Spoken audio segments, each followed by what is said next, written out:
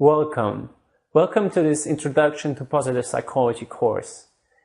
I will use this introduction session to tell you about the goal of this course and to tell you about the learning principles on which this course is based on. So the goal of this course is to enable you to make a long-term and positive change.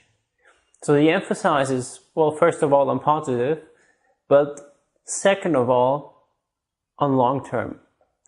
And long-term means that you will hopefully be able to sustain the changes that you make throughout the days, not only during you taking this course.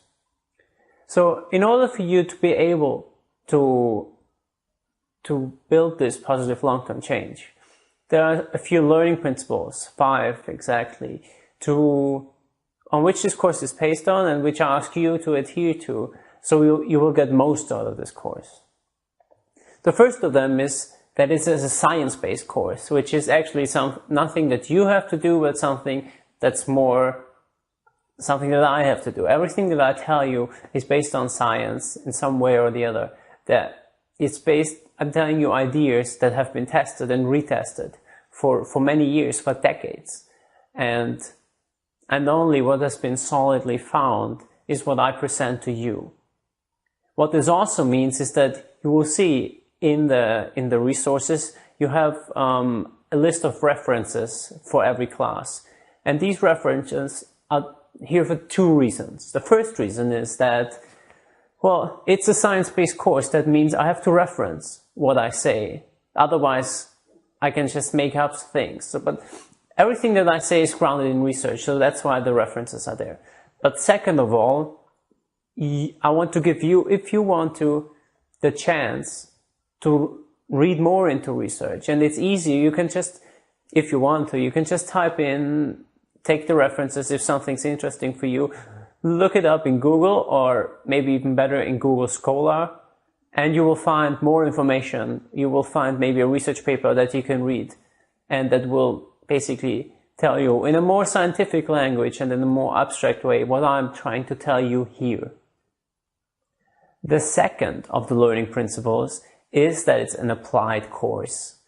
It may be the most important of the learning principles because, unfortunately, we cannot make positive long-term change if we don't do anything about it. Unfortunately, it's not enough to just watch the video lectures. There will be some interesting ideas that you will pick up and you might be able to implement some in your life, but you really will get most out of it if you're willing to engage in the material, if you're willing to look at the additional materials that I provide, and maybe even exchange with others in the forum. Throughout the course, you will see that there are 2 kinds of repetitive slides that come up over and over again. The first of one is this one, and it basically marks a timeout. It says also timeout. That means basically that during the lectures, if the slide comes up, I will present some small activity or something that you can do right on the spot. And I ask you to pause the video there and think about it or write something down or whatever I ask you to do in this very moment. The second kind of repetitive slide is this one here. And this one indicates that there is a writing exercise that you can do.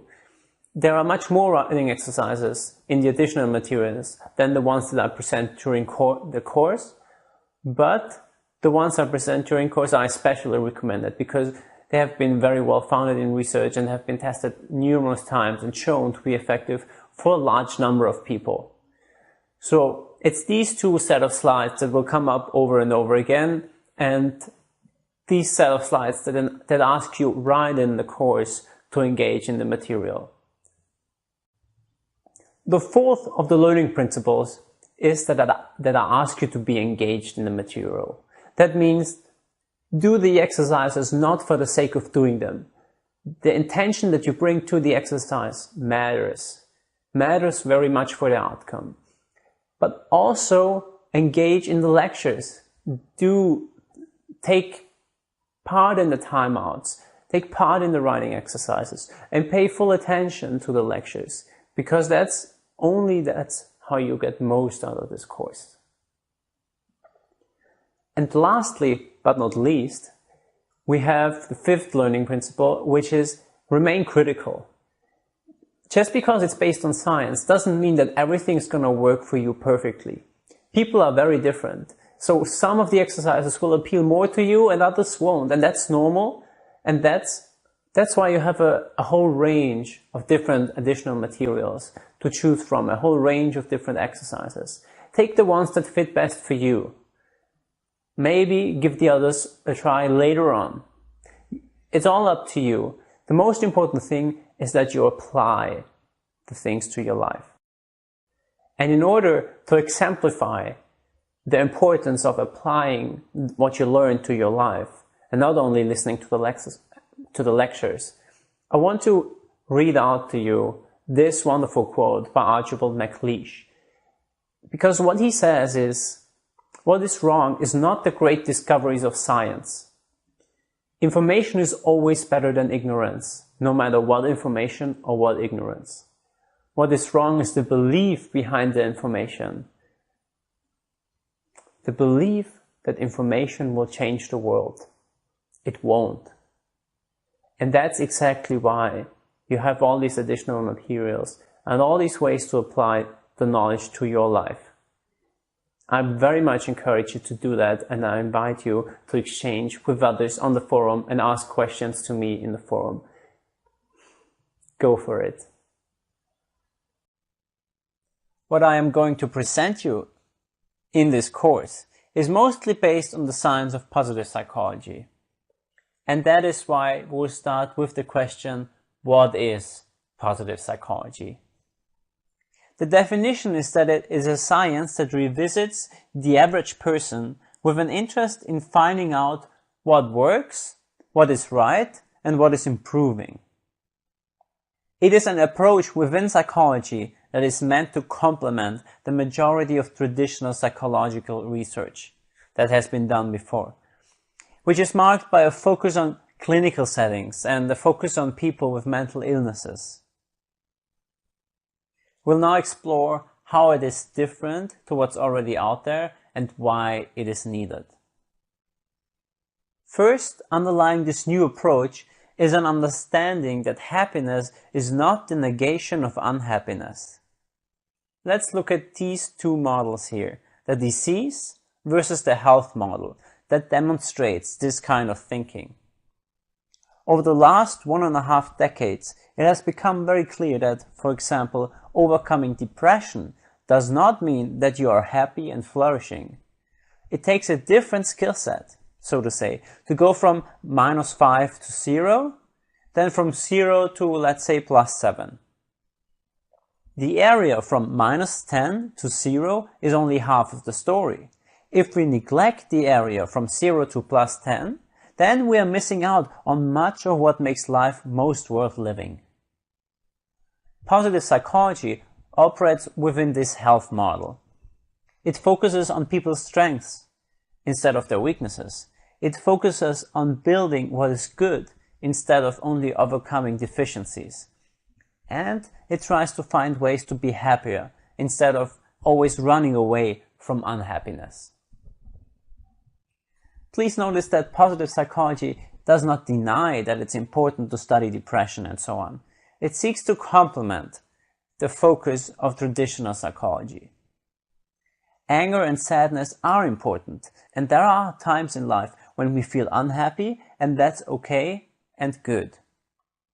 We will come to these topics in a class that's at the end of this course, but for now we focus on the positive side of human life. The second reason why positive psychology is needed is that we have to start learning from the best.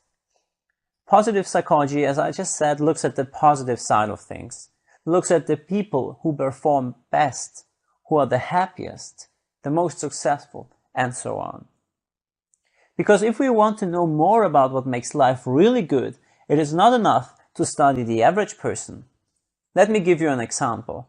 Marty Seligman, he is one of the pioneers of positive psychology, and often referred to as the founding father, started off his research career studying helplessness. Helplessness is a feeling that we are not in control of what is happening to us, and it's highly correlated with depression. If you feel helpless, if you feel like you can't do anything to improve your life, or that you're just a slave to your circumstances, that's unfortunately a pretty good indicator that you're tending towards depression. So far, so bad.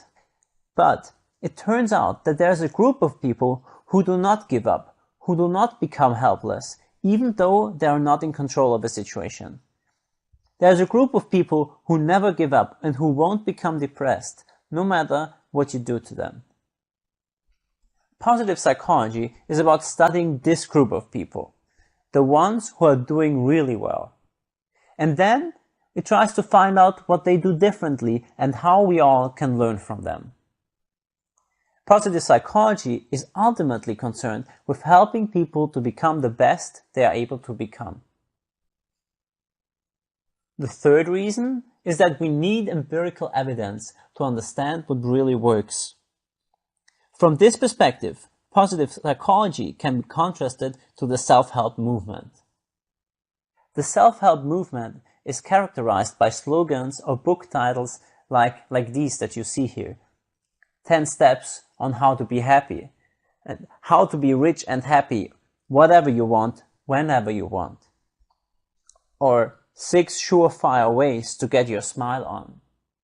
In the self-help movement, you have charismatic speakers and very appealing titles, and of course, very interesting topics. But the problem is that they are very often over-promising and under-delivering.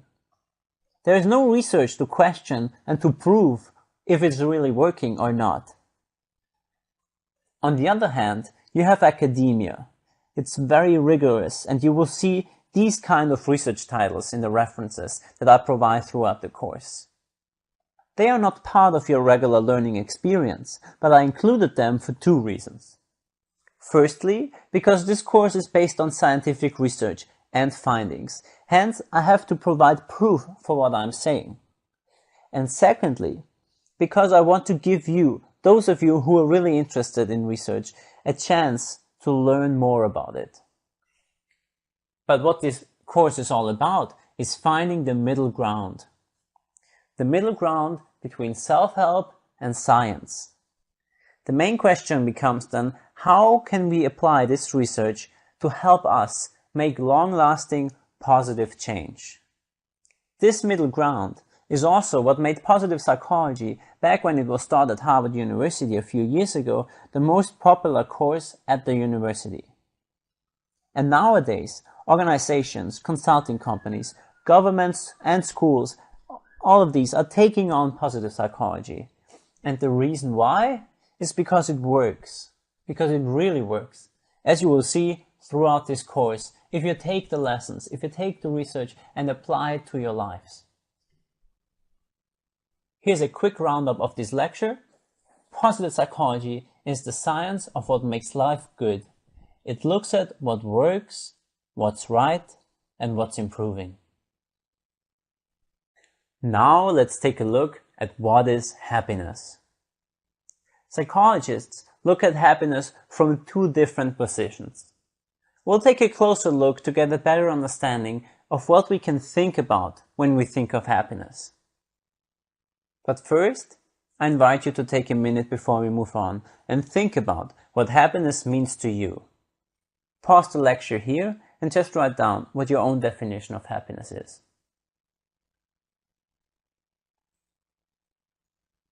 Welcome back. Keep in mind what you wrote down and maybe contrast it with what I'll tell you now. Happiness is something that has to be defined by everyone individually. That is also why scientists call it subjective well-being. Essentially, you know best how happy you are. That's why I invite you to examine and monitor what works for you, what makes you happier. Throughout this course, I'll present various things that you can do to become happier and more fulfilled. Not every exercise or strategy will work for everybody. Everything I present to you is scientifically researched, But that does not mean that everything works for everybody. Try everything, but acknowledge that there is no panacea that makes everybody lastingly happier. In research, psychologists distinguish roughly between two different understandings of happiness. First, we will look at hedonic happiness. Happiness from this perspective is simply feeling good and being satisfied with one's life. There are three factors which influence it: how satisfied we are with our lives, how often we feel good, and how often we feel bad. So it's about pleasure and satisfaction. But there is a problem. If you could be connected to an experience machine that would keep you in a constant state of cheerful happiness, it will give you a constant feeling of pleasure regardless of what happens in your life. Would you choose to get hooked up? Well, it turns out that for most people, simply feeling good and being satisfied is not enough. It's not the only thing that matters, and that's why there's another complementary definition of happiness: eudaimonic happiness. It is a concept that is as old as human philosophy and taken from the ancient Greeks. Eudaimonic happiness means the actualization of our human potential, not simply experiencing good feelings. True happiness is living in accordance with one's true nature. It has a much wider definition and encompasses all of these areas: self-esteem, or having fulfilling relationships, accepting oneself, and mastering one's environment. Achieving, and so this definition of happiness also includes what we think success means to us. Also, having a higher meaning, a higher purpose in our lives. And last but not least, personal growth. There is even more to that. But now look back on your list, or what you wrote before, when you thought about what does happiness mean to you, and maybe rethink it. Maybe you have to refine it. What are your thoughts? Rounding up, happiness can be viewed from two different angles: hedonic happiness and eudaimonic happiness. This understanding provides the basis for this course. Happiness is much more than simply feeling good as often as possible. Nearly all of us buy into what Sonja Lyubomirsky, one of the leading happiness researchers, calls the myths of happiness. Those are beliefs that certain achievements, like getting married or having kids, or getting certain kind of jobs, or making a certain amount of money, will make us forever happy. And that certain failures or adversities, like health problems or not having a life partner or having just little money, will make us forever unhappy. But overwhelming research evidence actually reveals that there is no such magic formula for happiness, and no sure course towards misery. So one such happiness myth is the notion that I will be happy when something happens. Fill in the blank. I'll be happy when I get that promotion, when I have a baby, when I'm rich, or something like that. The myth is not that achieving those dreams won't make us happy. They almost certainly will. The problem is that these achievements, even when initially perfectly satisfying, will not make us intensely happy for the long run. And definitely not as happy as we believe they will. Because when fulfilling these goals doesn't make us happy as we expected, we feel there must be something wrong with us. We feel we must be the only ones to feel this way. But that's actually not the case. Almost everybody falls for one or the other kind of happiness myth. Similarly, the other kind of happiness myth is the belief that I can't be happy when. I can't be happy when something negative happens. For example, when a negative change of fortune befalls us, our reaction is often supersized. We feel that we can never be happy again, that our lives as we know them are over now. That would be, I can't be happy when I don't have a partner, like my partner left me. I will never ever be happy again. Or I can't be happy now that I'm broke. Although it may appear that some of these major challenges will definitely and permanently change our lives, for the better or for worse, it is really our responses to them that govern their repercussions. Indeed, it is our initial reactions that make these turns of events into crisis, in the first place, instead of foreseeable and even ordinary passages of life that they actually are.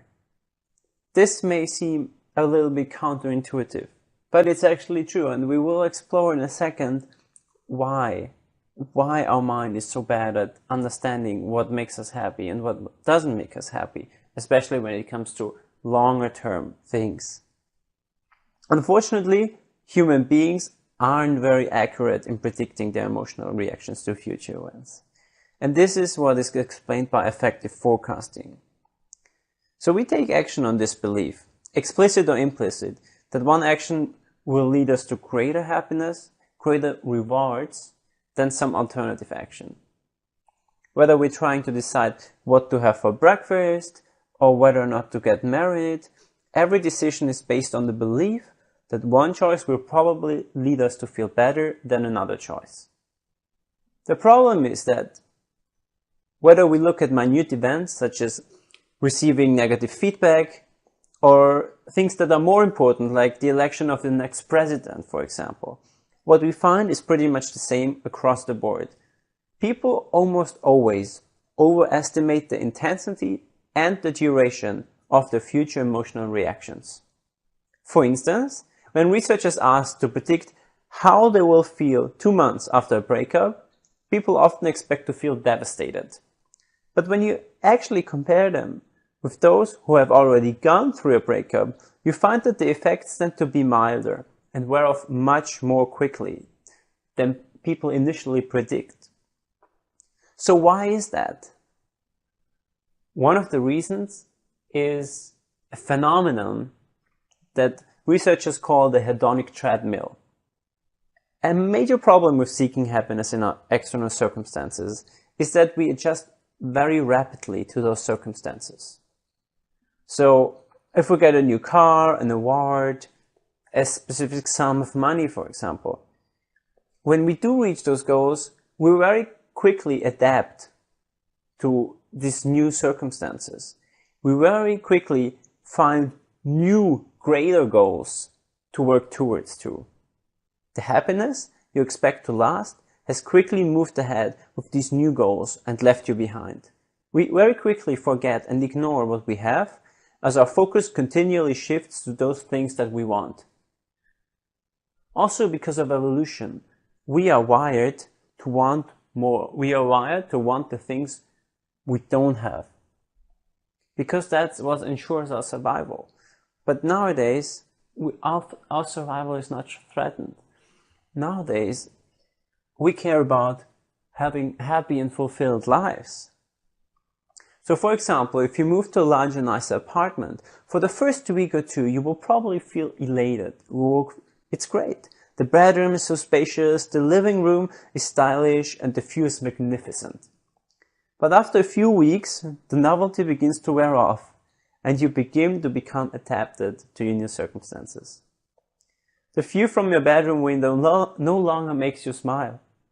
You begin to take these things for granted, and you may even begin finding faults with your fantastic view. The place that initially seemed perfect suddenly has areas in need of improvement. If only the shower were a little bit bigger, or the bedroom had another closet, or the balcony would be really nice. Or maybe it's time for a house instead of an apartment, and so on and so on.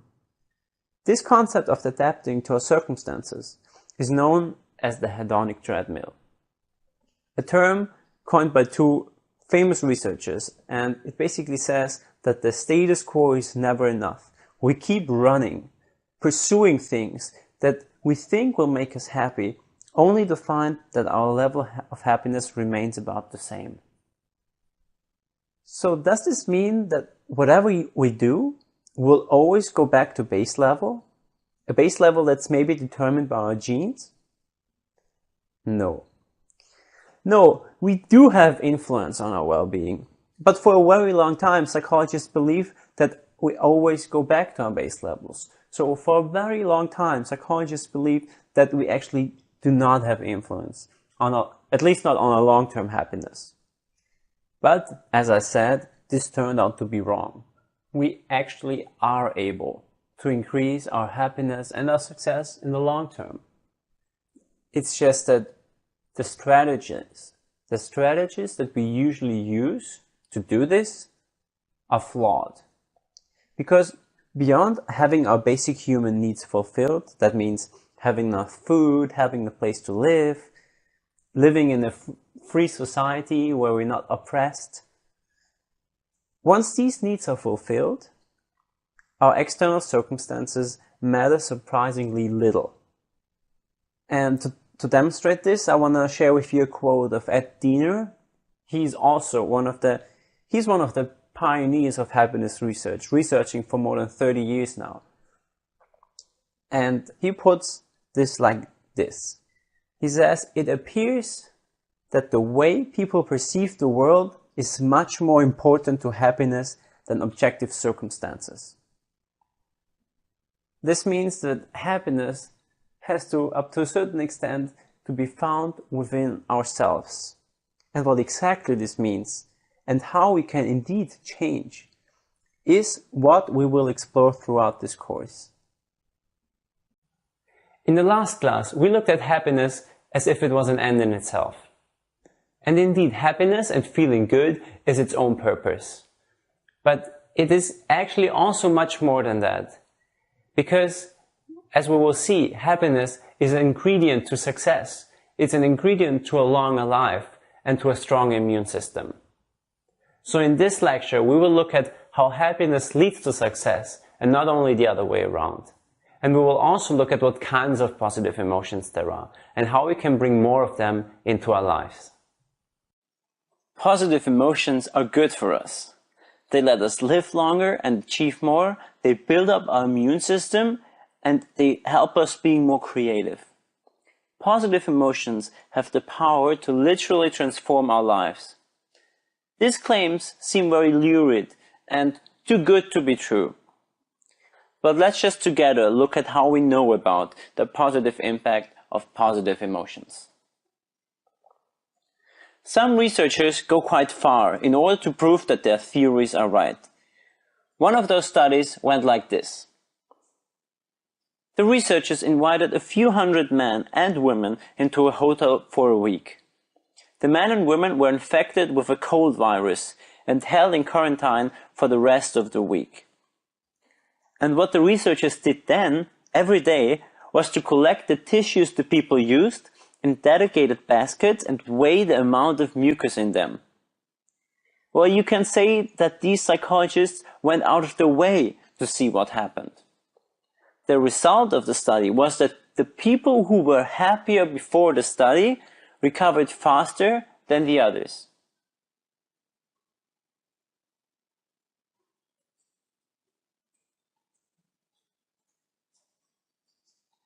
This is quite bulletproof proof for the power of positive emotions and for the effect of positive emotions on our immune system. Probably the most influential and mind-blowing study that's ever been done demonstrating the power of positive emotions involved nuns. It started about 80 years ago in the 1930s. Back then, a number of nuns were asked to write autobiographical sketches about themselves. That was just before they entered into the convent. And then, about 70 years later, psychologists went back to these diary entries and analyzed them. They wanted to find out if what these 20-year-old nuns wrote in their diaries could predict how the rest of their lives turned out. In particular, they were interested in predictors of longevity. First, they looked at how complex the sentences were. an indicator for their intelligence. They also looked at where the nuns lived. And then they looked at how much they expressed their beliefs in God, measuring their devoutness. It turned out that none of these factors had an impact on how long the nuns went on to live.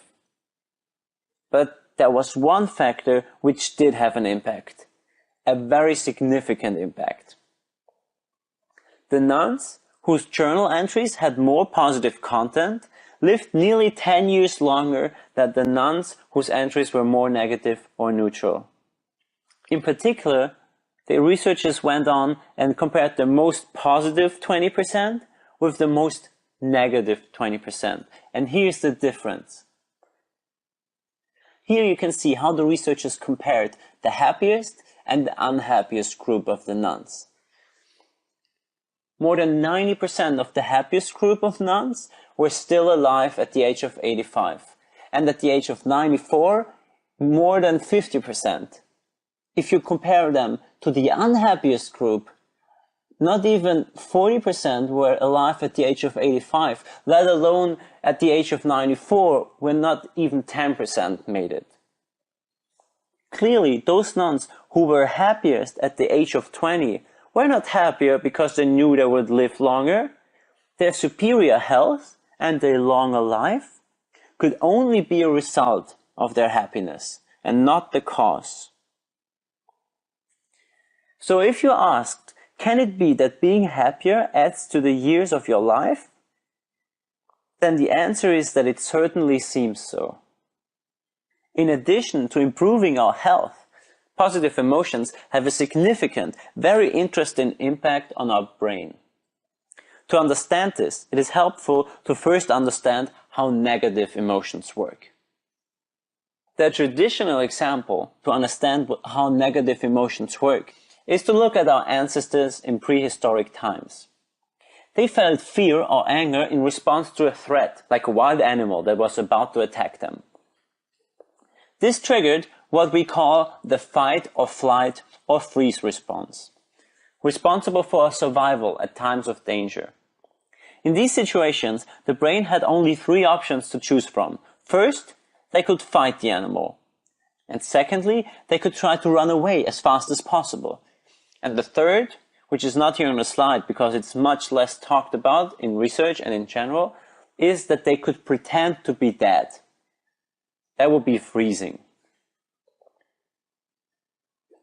So in the face of danger, we respond to threats either by gathering our energy for fight or flight, or by freezing in helplessness, collapsing in the face of an overwhelming situation. Speaking scientifically, those negative emotions limit our thought-action repertoire, meaning emotions like fear and anger close our minds and close our hearts. They limit our brain to only a few possible actions. Positive emotions, however, have a different function. Instead of narrowing down the possibilities available to us, they open our brains and our hearts up to new possibilities. This is explained by a very famous theory called broaden and build theory. Positive emotions broaden our mind. They help us be more creative and think outside the box.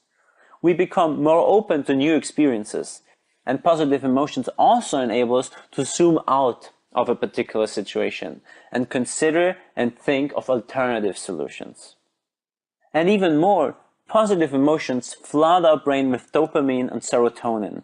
Those are chemicals that not only make us feel good, but also make our brain function at higher levels.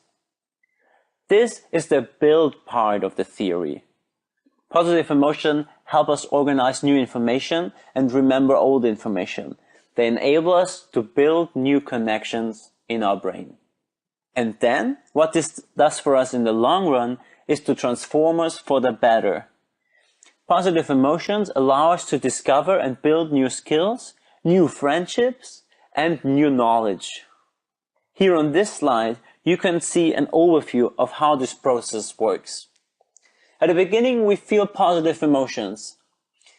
Then, what these positive emotions do, they broaden our momentary thought and action repertoires.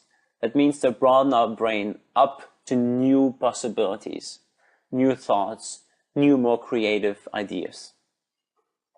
And this builds our personal resources. That builds our friendships, that builds our knowledge, and that builds our skills. And then at the end, this leads to transformation. It transforms people and produces an upward spiral. And this process is responsible for the fact that happiness actually leads to success and is not only an outcome of success. Meaning that the way we look at success usually is kind of flawed, because it's not being successful in order to be happy. It's much more being happy and then be successful, because positive emotions have such a powerful impact on us. Feeling good can take various different forms. Up to now, I was always referring to positive emotions in general. But we can get more specific, and that's why Dr. Barbara Fredrickson came up with this list of 10 positive emotions. The first one here is joy. Joy happens in an instant. It's a perfect moment captured when all is just exactly as it should be. Think of a wonderful holiday morning with the family. Think of an unexpected present that makes you feel good, or seeing the first smile on your infant's face. The second one here on the list is pride. Have you ever done something really well that took time and effort? Maybe you reached a goal you never thought you would be able to reach. If so, then pat yourself on the back and be proud of it. Stand back and take a deep breath and let it in, because you earned it. The third one here on this list is interest. Interest is a state that calls our attention to something new that inspires or fascinates us. Like a shiny new toy or something that captures our imagination, interest is alive and it's invigorating. Interest wakes us up and leaves us wanting more. Love encompasses all of those emotions that you see here and is experienced if we share one of these emotions with another person. When we experience love, our bodies are flooded with feel-good hormones that reduce our stress and even lengthen our life. The next on the list is serenity. It's a mellow, relaxed, and sustained version of joy. Serenity is peacefulness and comes on a cloudless day when you realize there's nothing that you have to do. It's indulging in a favorite luxury and being mindful enough to take it in. The next one is inspiration. Inspiration is felt in a moment that touches our heart and nearly takes our breath away. Ask yourself, what are the things in your life that inspire you?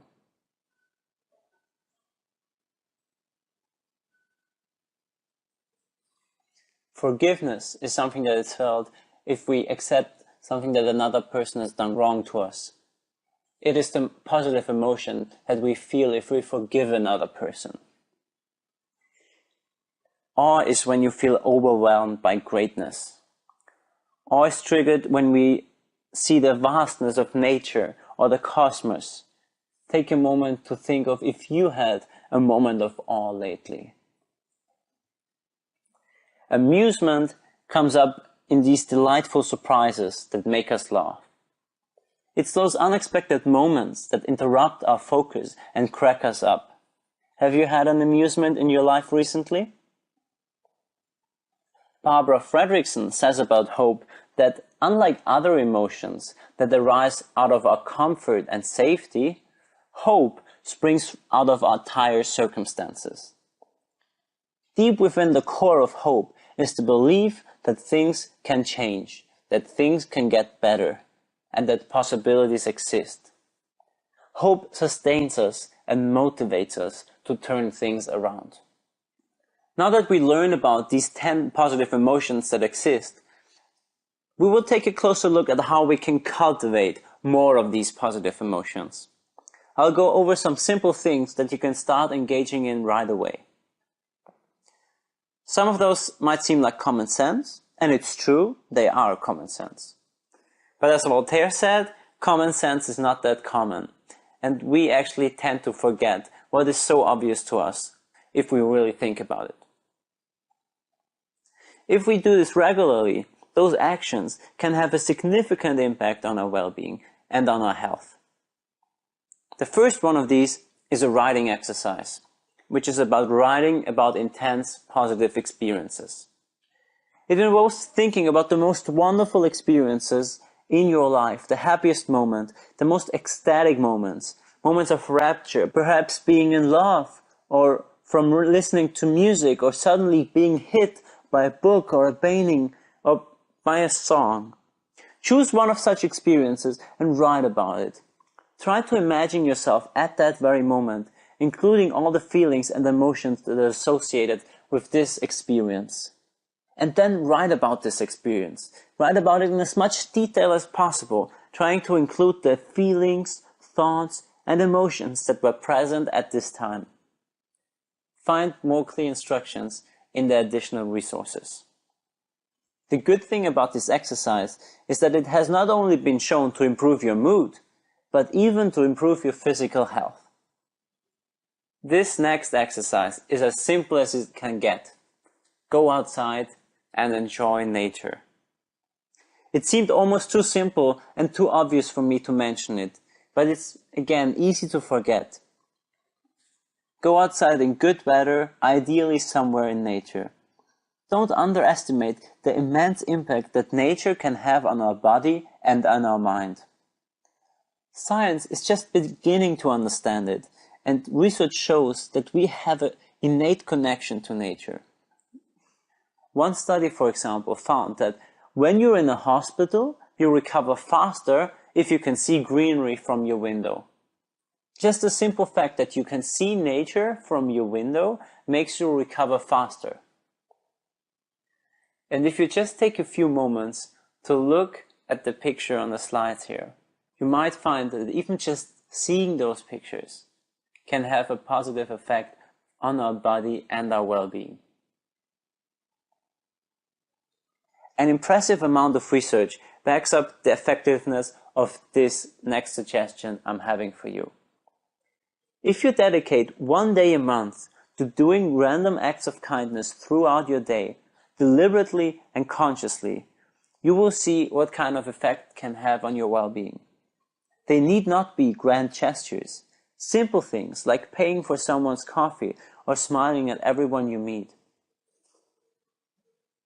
Do what feels authentic and works for you.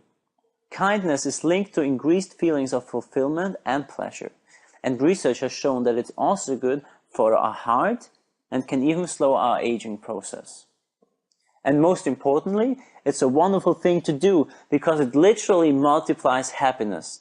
It does not only affect you, but everybody you are kind to as well. If we really want to make use of this course, we have to understand how we can best change our behavior. Because the goal of this course is to make sustainable long-term change, and not just change for a few days or maybe a few weeks only. In the first part of the lecture, we will answer the question of if it is at all possible to bring about long-term sustainable change, and we will look at the underlying mechanisms there. We will learn about neuroplasticity and how London cab drivers and sea gypsies have transformed, revolutionized our understanding of the brain. By understanding how our brain works, we will see how we can gradually transform it. And then, in the second part of this lecture, we will see that even though change is certainly possible, it is also hard. And that relying solely on willpower is mostly a flawed strategy. The key lies in building positive habits, and we'll spend the rest of the lecture looking at how we can build those habits. It has long been thought that our brain and who we are is fixed after our infancy.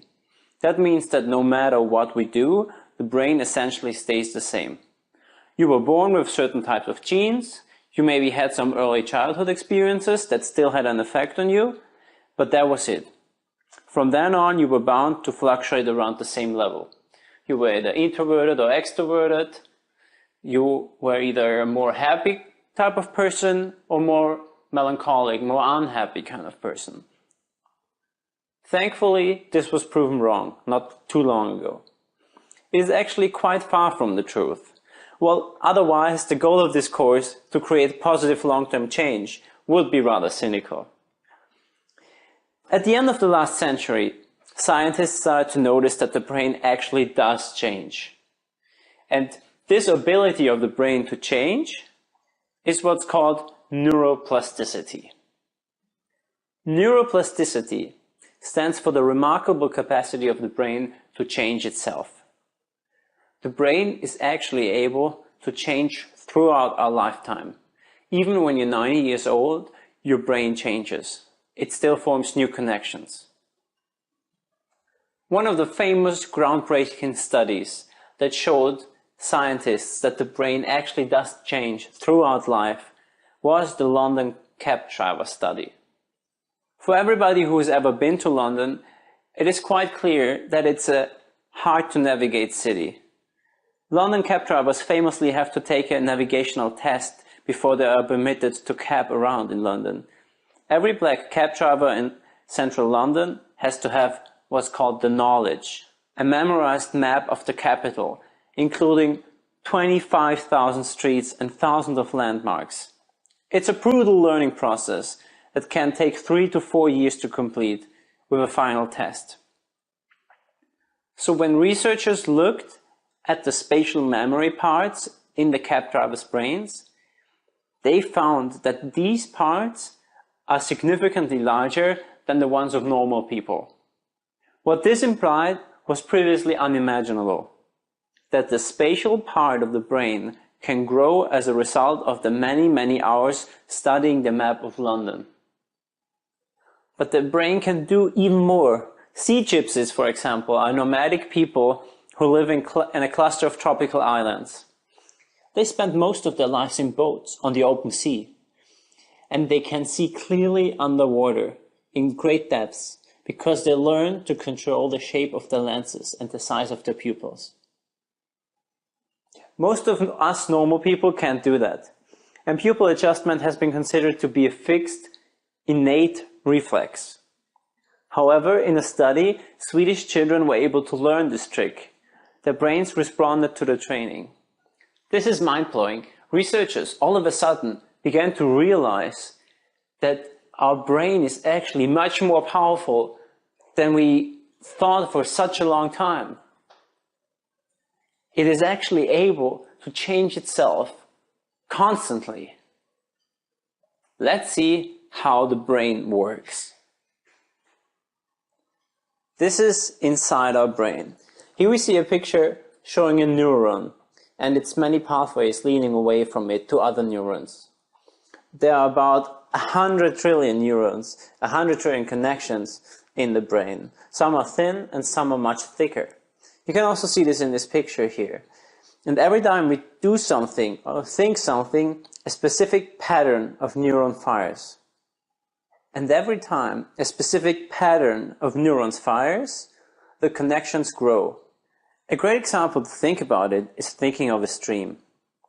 Just like a stream, every time water passes, the stream gets a little bit wider. And the more water passes, meaning the more often a new neural connection is made, the wider the stream grows. When a new connection is created, for example, you learn how to play an instrument, the connection is very weak. It takes time to move the right fingers and it requires you to consciously control the movements. But as you keep practicing, the neural pathways strengthen. Like a stream that grows, our neural pathway grows. And the more often you practice, the better you get. And the neural pathways turn from a stream to a river. Unfortunately, the same is true if we stop practicing. Let's say I ignore my instrument for a year. Some of the neural pathways will have grown thinner. Just like a river that lacks water, the pathways weaken again. New pathways or connections in our brain can be created at any point in our lives. It doesn't matter if we're 5 years old or if we're 90 years old. Neurons develop and grow throughout our lives. So since those early studies that I told you about before, other researchers have found numerous ways how we can rewire our brains to be more positive, productive, resilient, and so on. So if our thoughts, daily activities, and behaviors can change the brain, the great question becomes not if, but how change is possible. And that's what we are going to explore now. So change is indeed possible. The question is how. Change is possible, but long-term change is hard. And in order to set the stage, I want to share this quote with you. It's a quote by Martin Seligman, who is the founder of the positive psychology movement and one of the most eminent psychologists at this time. And he says that the belief that we can rely on shortcuts to gratification and bypass the exercise of personal strengths and virtues is folly. It leads to legions of humanity who are depressed in the middle of great wealth and are starving to death spiritually. I shared this quote with you to once again emphasize how important it is to not only watch the video lectures, but also engage in the additional materials, because change is hard. The theme of this lecture is how to change, and this is what we are going to turn to now. One way to change is to rely on our willpower. But let me tell you a short story about willpower. A famous study done by Roy Baumeister instructed college students not to eat anything for a few hours and then come into an experiment. When the students arrived, they were given 2 plates, one full of cookies and another one with radishes. But then the researchers divided the students into 2 groups. One of the groups were told they could eat of whatever plate they wanted. The other group, however, was only allowed to eat from the radishes and not from the delicious cookies. After a certain amount of time, like 20 minutes or so, all of the participants were given some allegedly easy puzzles to solve. In truth, those puzzles are of the unsolvable kind. These get used in psychological research relatively often because you can see how long people persist in any specific task. The students in the first group, who were allowed to eat from whatever plate they wanted, persisted significantly longer than the group who had to repress their urge to eat from the delicious cookies. Those students had already used all their willpower to resist eating the cookies. They had less left to persist at the given task. Even though those 2 tasks, resisting cookies and solving puzzles, may seem unrelated, they both draw from the same easily depletable reservoir of energy. Because this reservoir of energy is what our willpower is all about.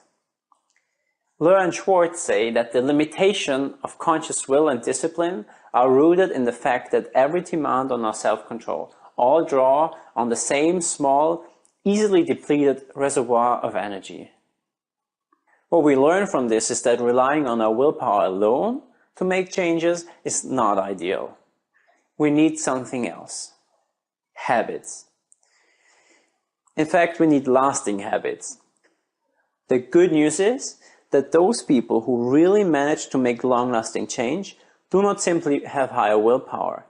In contrast, the people who really make it might not have strong willpower at all, but they understand that the key to implementing change is building lasting habits. A growing body of research suggests that as little as 5% of our behavior is consciously regulated. That means that we are creatures of habit. As much as 95% of what we do occurs automatically, without us even thinking about it. Most of us already have many habits in place, often outside our conscious awareness. These may range from brushing our teeth every morning and evening to planning for our day, or routines with the family and friends like eating together. We all also have some habits that are good and others that are bad for us. So what we want to build is some new good habits, and we might even get rid of some of the old habits that haven't served us well. So how then do we build new habits? Keep in mind these 4 key elements. We need specific behavior and time. We need one change at a time. We want to lower our activation energy. We want to keep the why, our reasons in mind. We'll look at them in more detail now. In the resources, you can find a worksheet, a template for an action plan to create effective change. It's a tool to put into action those 4 elements in a systematic manner. The first of those points were specific timing and precise behavior. That means if we want to build a new habit, we have to say very precisely when and what we want to do. To illustrate the importance of specifying what, when, and where we want to implement a new behavior, we'll take another look at research. In a study to increase compliance in a fitness program for non-exercising college students, researchers went and wanted college students who did not do any sports to participate in the fitness program. Their first attempt was to give them data about how exercise would significantly reduce their risk to all kinds of diseases. The participation in the program increased from 29 to 39%. But when this information was followed by a request that the students write down specifically when and where they intend to exercise, compliance went up to 91%. Similar results have been found for eating habit, instituting meditation practice, or other healthy behaviors. Change requires us to move beyond our comfort zone, and that's why it's best initiated in small, manageable doses, one change at a time. Why? Because it takes a lot of self-discipline, willpower, to start a new habit, and we don't have much of that, as we just discussed. The problem is that we often take on too much, too quickly.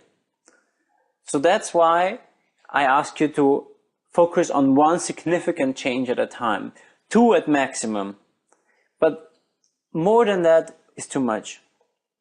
And how long does it take to change a habit? We usually hear numbers like 3 weeks or 30 days. But it's not as clear, and research claims that habits need up to 200 days to form. Also, it depends on what habit you want to change. But what is important is that it takes a considerable amount of time and commitment, but it can have a life-changing effect in the long term. Remember neuroplasticity? Habits are those pathways. They are like a stream, growing into a river, but it takes time. Just as water takes time to broaden and widen its pathways, our brain needs time to broaden its own connections. So give yourself at least 30 days to build a new habit before taking on a new project. It takes this much time for the neural pathways to form in your brain. And again, focus on 1 or max 2 habits at a time. If you try to tackle all the changes that are proposed to you throughout this course at once, you will end up doing none of them. As sure as night follows day, you're going to end up without any positive change, and probably also frustrated. That's why incremental change is better than ambitious failure. Success feeds on itself. The third trick to build habits effectively is to lower the activation energy needed. Let's take a closer look at that. Have you ever thought about why we so often avoid doing things that we know are good for us? Like eating more vegetables, doing more sports, something of this kind.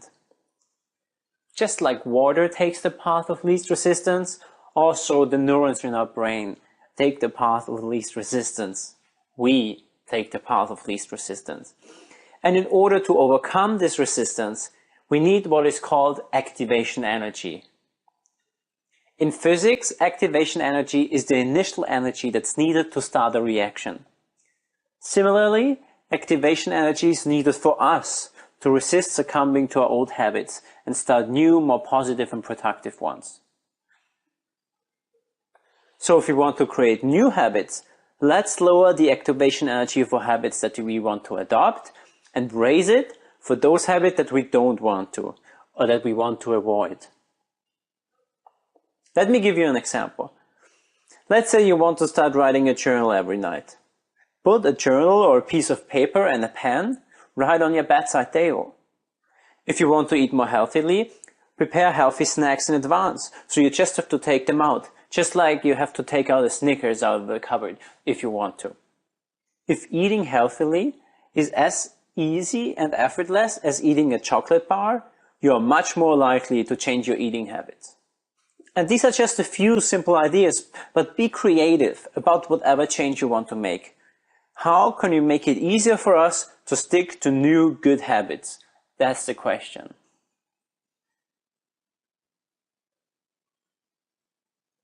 The fourth way to ensure that your habits are effective and that they work is to keep your why in mind. This why refers to the purpose, the reasons why you're doing something. Having a purpose and understanding why you're doing something is a powerful source to drive you.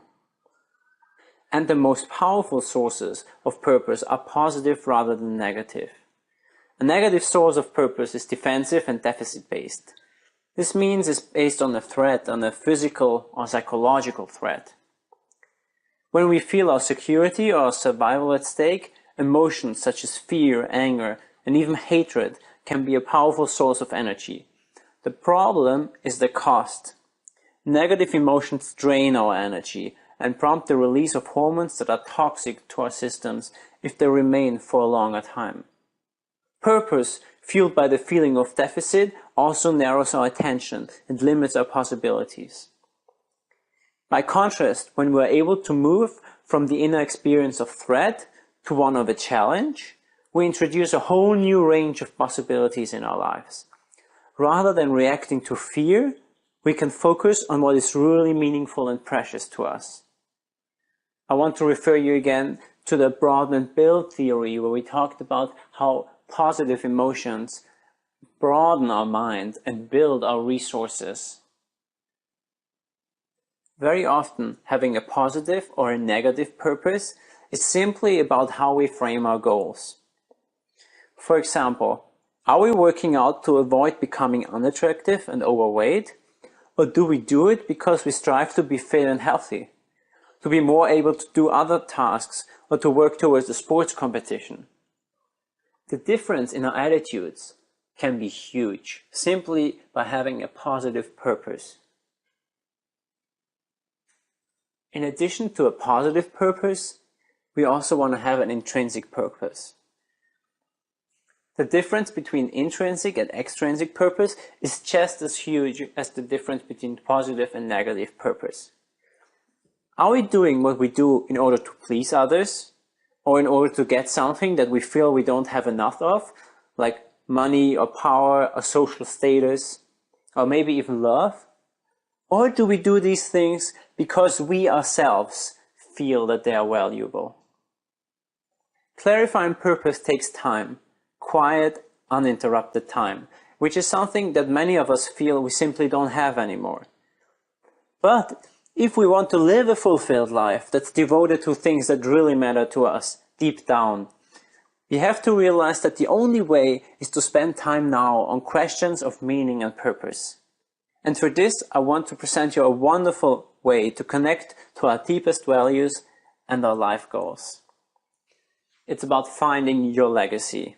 You have more detailed instructions in your additional materials, but I will still go over them now because it's so important. Unfortunately, it is easy to lose sight of the things that are most important to us.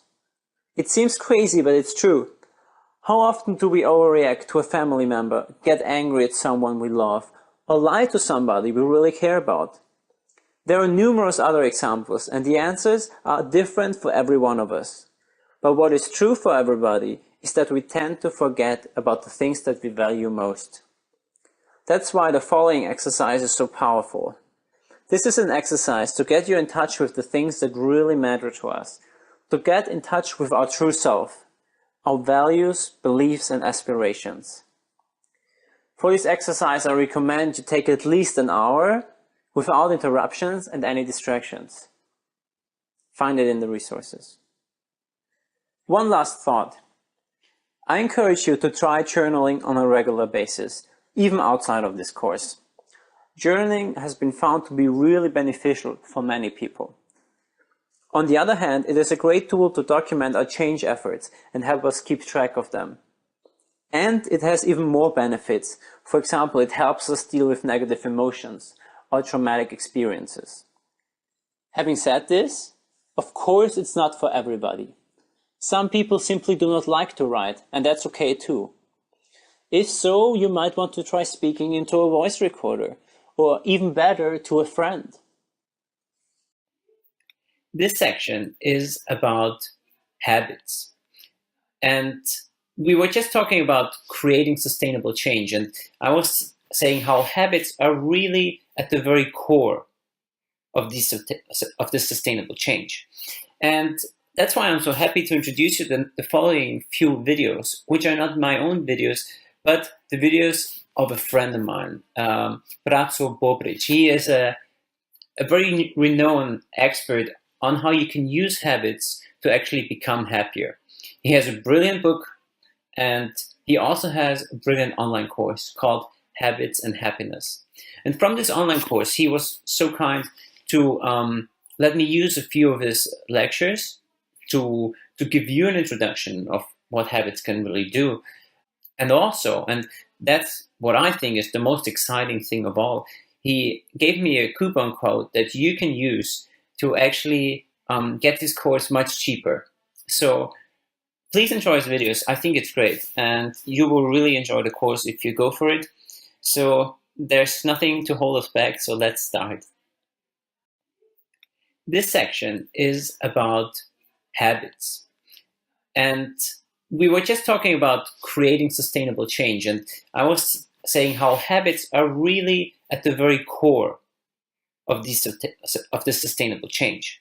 And that's why I'm so happy to introduce you to the following few videos, which are not my own videos, but the videos of a friend of mine, Braco Bobric. He is a very renowned expert on how you can use habits to actually become happier. He has a brilliant book, and he also has a brilliant online course called Habits and Happiness. And from this online course, he was so kind to let me use a few of his lectures to give you an introduction of what habits can really do. And also, and that's what I think is the most exciting thing of all, he gave me a coupon code that you can use to actually get this course much cheaper. So please enjoy his videos. I think it's great, and you will really enjoy the course if you go for it. So there's nothing to hold us back, so let's start. So what are habits? Habits are things we do automatically, thoughts we may have, or emotions, believe it or not. And all these things, emotion and thoughts, are performed automatically by our brain. So that leaves us with energy to do things that are important in our life, such as, what are you going to have for dinner tonight? What movie are you going to watch next week? And so on. So habits are performed automatically. Before we go any deeper into habits, I definitely want to mention William James, known as the father of American psychology. William James knew 100 years ago almost what we know today, and that is that habits, are performed automatically, they are ingrained in our brain, and more importantly, he talked about neuroplasticity back, 100 years ago. Now, what is neuroplasticity, and what does that have to do with habits? Neuroplasticity is the science that basically proves that our brain changes every day. In the past, they were thinking it changes until we are maybe teenagers, 16, 18, 20. But now we know that our brain changes every single day until the day we die. But what happens is that it changes depending what we do. So everything that we do every single day affects our brain. And that is extremely important research and the knowledge to have. to know that everything you do, every single day changes your brain. Just to share a little bit habit story with you, a couple of years ago, I really wasn't in a good shape. I wasn't feeling so good. I had some bad stomach ache. I had some heart problem. My feet was really hurting me. I really didn't know what was going on. So recently I went to the doctor, and basically he checked everything and said, I don't know what you're doing, but whatever you're doing, keep doing it, because your health is just an outstanding. I left the doctor's office and started thinking, what is it that I'm doing differently? I wasn't taking any medication, so I really, for the problems that I had, so I really didn't understand what is it. And then it kind of clicked in me. By changing my psychology, by studying what I've been studying for years and implementing new habits, by changing my psychology, I changed my physiology. It's really incredible. And I know this can work for most of you. And this is not about just changing your physiology. Certainly, it is about doing and achieving, becoming successful in anything and everything that you want to become successful. The habit loop. Let me explain what is the habit loop and why is that so important for us to understand. So, as you see on the slide, so habit loop actually starts with the trigger. So anything that you do, habit that you have established or you're going to establish, starts with the trigger. So let's pick a habit that we all have, brushing our teeth, right? It starts with the trigger. Chances are, maybe it's first thing in the morning, as soon as you get up, you're gonna go brush your teeth. Maybe it's after you have a coffee. Maybe it's before you go to work, after you watch TV, after you read the paper, whatever it is, but there is a certain time, think about it, that you brush your teeth. Something triggers it. So what's the next thing? Next thing is routine. What's routine in this case? Easily explainable. In this case is brushing your teeth. That is your routine. And then you get something, what's called reward. So your brain actually gets rewarded. In this case, you brush your teeth, that's your routine, right? And then your reward is you feel good, you smell good, you're just kind of ready to go, right? You feel really good, so that's your reward. And then so on. The next routine comes in, next trigger, routine, reward, and so on. That's the habit loop. But here's the problem. Your brain will give you a reward regardless if your habit is good for you or bad for you. Now, that is the problem because, let me give you an example. Let's say you just love big juicy hamburger. You go to the diner, you see it on a menu, you see almost everyone around you have it. And as soon as you see this picture, you just gonna order the hamburger, right? So that coming into the diner triggered it. You order your hamburger, your routine is now to eat and enjoy, and your reward is immediately, you just feel good. That was a great burger, right? I just really feel good. So your brain is really focused to give you the immediate pleasure, right? It is not focused on the long-term goal. It is not focused that this is not good for you in the long run if you have way too many, right? This may affect your health. So that's why you have to learn some tricks to trick your brain to focus on a long-term goal. We're going to cover some tools shortly. By now, you know how trigger is important. Understanding your trigger and what triggers your habit is extremely important. Well, every morning I do my gratitude habit, my gratitude exercise. So when I take a shower, I basically express my gratitude to things, to my life, to, fingers that I have, to, I can breathe, I can take a shower, anything, any little thing, but I express my gratitude loudly while I'm taking a shower. Well, what happened is I went on vacation and I realized for 2 days I haven't done my gratitude exercise. And I started analyzing to understand why this happened. While analyzing this habit, I realized that the trigger was missing. Here's what happened. When I go and take a shower, I look at my bright yellow wall in my at home, and that kind of triggers my gratitude exercise. When I went on a vacation, there was no yellow wall, so the trigger was missing. I realized then that I need to have not a specific trigger, not something that only happened while I'm home or in a certain situation, but rather to have a genetic trigger. So since then, my trigger now is as soon as I turn on the shower, the water hits my body, that is my trigger. So now, regardless if I'm home, if I'm visiting somewhere, if I'm in another country, another planet, it really doesn't matter. As long and as soon as I take a shower and the water starts hitting my body, that triggers my gratitude habit. So think about the trigger, and if it's too specific, change it. Make it genetic so that you don't skip your habit. In this lecture, we will see how our thoughts and our beliefs shape our reality and what we can do about it. It is divided into 4 classes. In the first, we will talk about how science shows us that focusing more on what works and what is going well helps us to counter our inherent negativity bias. We'll see how placing more focus on the positive rather than the negative is not being detached from reality, but it's seeing reality from a more useful angle.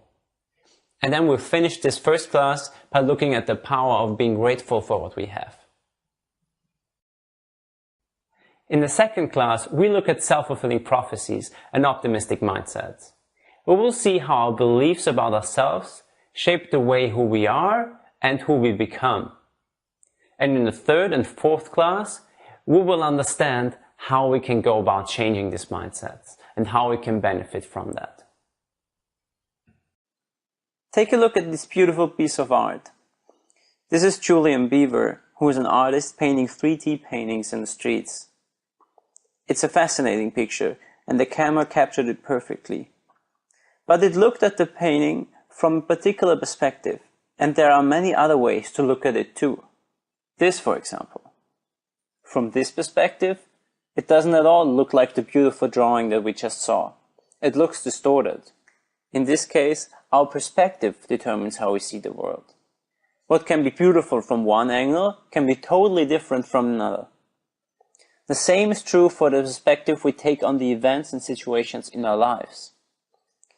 We usually look at situation and interpret what other people say or do according to our own set of past experiences, culture, faith, and values.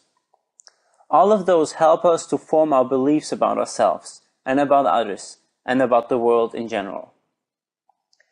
Our minds are constantly trying to make sense of our world, forming judgments and opinions about every situation, event, and interaction.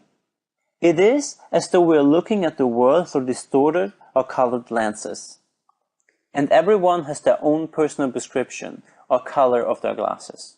It turns out that these glasses have a very powerful impact on our thoughts and our well-being. In fact, Ed Diener, who I already quoted before, one of the leading happiness researchers in the world, said that it appears that the way people perceive the world is much more important to happiness than objective circumstances. This quote sums up decades of research on happiness, and in essence it means that if we know a person's job, their marital status, and even the state of their bank account, we still only know very little about how happy he or she is. What we need to know is if a person is a benefit finder or a fault finder. That means if a person focuses more on the positive or on the negative. The benefit and the fault finder are 2 archetypes that have been introduced by Tal Ben-Shahar, who taught positive psychology at the University of Harvard a few years ago. And these 2 archetypes capture in many ways how we can create our reality, how our perspective creates our reality. Let's take a look at the first one, the fault finder. A fault finder always focuses on things that don't work, on problems and things that are not going well. Thoreau says that the fault finder will find faults even in paradise. The problem here is that we tend to take our perceptions of the world for the reality. And fault finders really believe that the unfavorable reality is out there, independent of what we think or feel. For a fault finder, no matter what they do, they always end up with a careless partner or a miserable job. No matter where they look, things always seem to go wrong for them. The typical example is looking at the glass as half empty. But there is also a way of looking at the glass as half full. And this is what the benefit finder does. The benefit finder focuses on the positive, focuses on what works. A benefit finder sees the things that are going well, and he sees the strengths of others rather than their weaknesses and their faults. A great example is Nelson Mandela. He spent 27 years captured by an oppressive regime. And when he was asked, after he came out of prison, how he was able to come out of prison with such an open, loving heart, his response was that, well, he said, it has been a great tragedy to spend the best years of my life in prison. But only because I was in prison for 27 years, I was able to transform myself and my thinking. Because prison gave me the time to sit down and think, and that's something that you usually do not have in our normal life. So even after 27 years in prison, he was able to look at the positive side of his being captured. And this is a perfect example for the difference between a benefit finder and the fault finder. In the resources, I added a link to a video about the oldest Holocaust survivor who is still alive. And this old lady exemplifies in a remarkable way what it means to be a benefit finder. I very strongly encourage you to take a look. It's really breathtaking. So to round up this distinction between the benefit and the fault finder, I want to once again stress that nobody is absolutely one extreme or the other. We all exist on the continuum. We are all somewhere along the line in between the two extremes. So what I advocate now is to move from fault finding more towards benefit finding, because it has a lot of benefits, and we'll see more about that soon. When it comes to benefit and fault finding, we humans have an inherent disadvantage that has been given to us by evolution. It is called the negativity bias. What this means is that we unconsciously seek out negative information and are also more affected by this negative information. We react more strongly to negative life events, negative feedback. We react more strongly to losing something than to gaining something. And this had evolutionary use for us. We had to be more alert to its dangers, because one mistake could mean our death. Today we still have this negativity bias. It's ingrained in us by evolution. The problem is that it has become maladaptive in today's world. Our life is hardly ever threatened anymore, but still we are often rewarded for noticing the problems that need solving and the stresses that need to be managed. Sometimes this can indeed be very useful, but the problem is that we get stuck in this pattern. We build habits of focusing on the negative. We build habits of focusing on faults rather than benefits. And there's also neurological evidence for that. One area of the brain used for the negativity bias is the amygdala. It is these two almond-shaped areas of the brain, and this is a specific area that uses about 2/3 of its neurons searching for negative experiences, for negative information in our environment. And even more important, the amygdala is the most important brain area when it comes to negative emotions. And it's a really powerful brain area, and it impacts lots of what we do and lots of what we remember. One example for the negativity bias in our amygdala is that negative events and experiences get stored in memory almost immediately. On the other side, positive experiences have to be held in awareness for more than 12 seconds in order to transfer from short-term to long-term memory. With all the information we just heard about benefit and fault finding and negativity bias, the question becomes that is benefit finding about being detached from reality? Is it about wishful thinking and dreaming? And the answer is no, that it's actually the fault finder who is detached, because the fault finder misses out on most of the good things, and most on the things around him that are working well. Stavros and Torres phrase it like this: we see what we look for, and we miss much of what we are not looking for, even though it is there. Our experience of the world is heavily influenced by where we place our attention. And even more, being a constant fault finder comes with great costs. Fault finders are less creative, are more prone to depression, and have higher stress levels. Maybe even more importantly, they are considerably less happy than their benefit-finding peers. The issue also is that some of us have to become fault finders due to our jobs. Lawyers and tax auditors, for example, are trained throughout their lives to look for errors and flaws in others' arguments. That's invaluable for them to do a good job, but it comes with very high costs. Lawyers are among the professions most prone to depression, even though their income and status is high. Their professional habit of fault finding spreads to their private lives as well. Their brains get stuck in negative patterns, always on the lookout for flaws and errors. The reason is that our brain gets better and better at what we repeatedly do.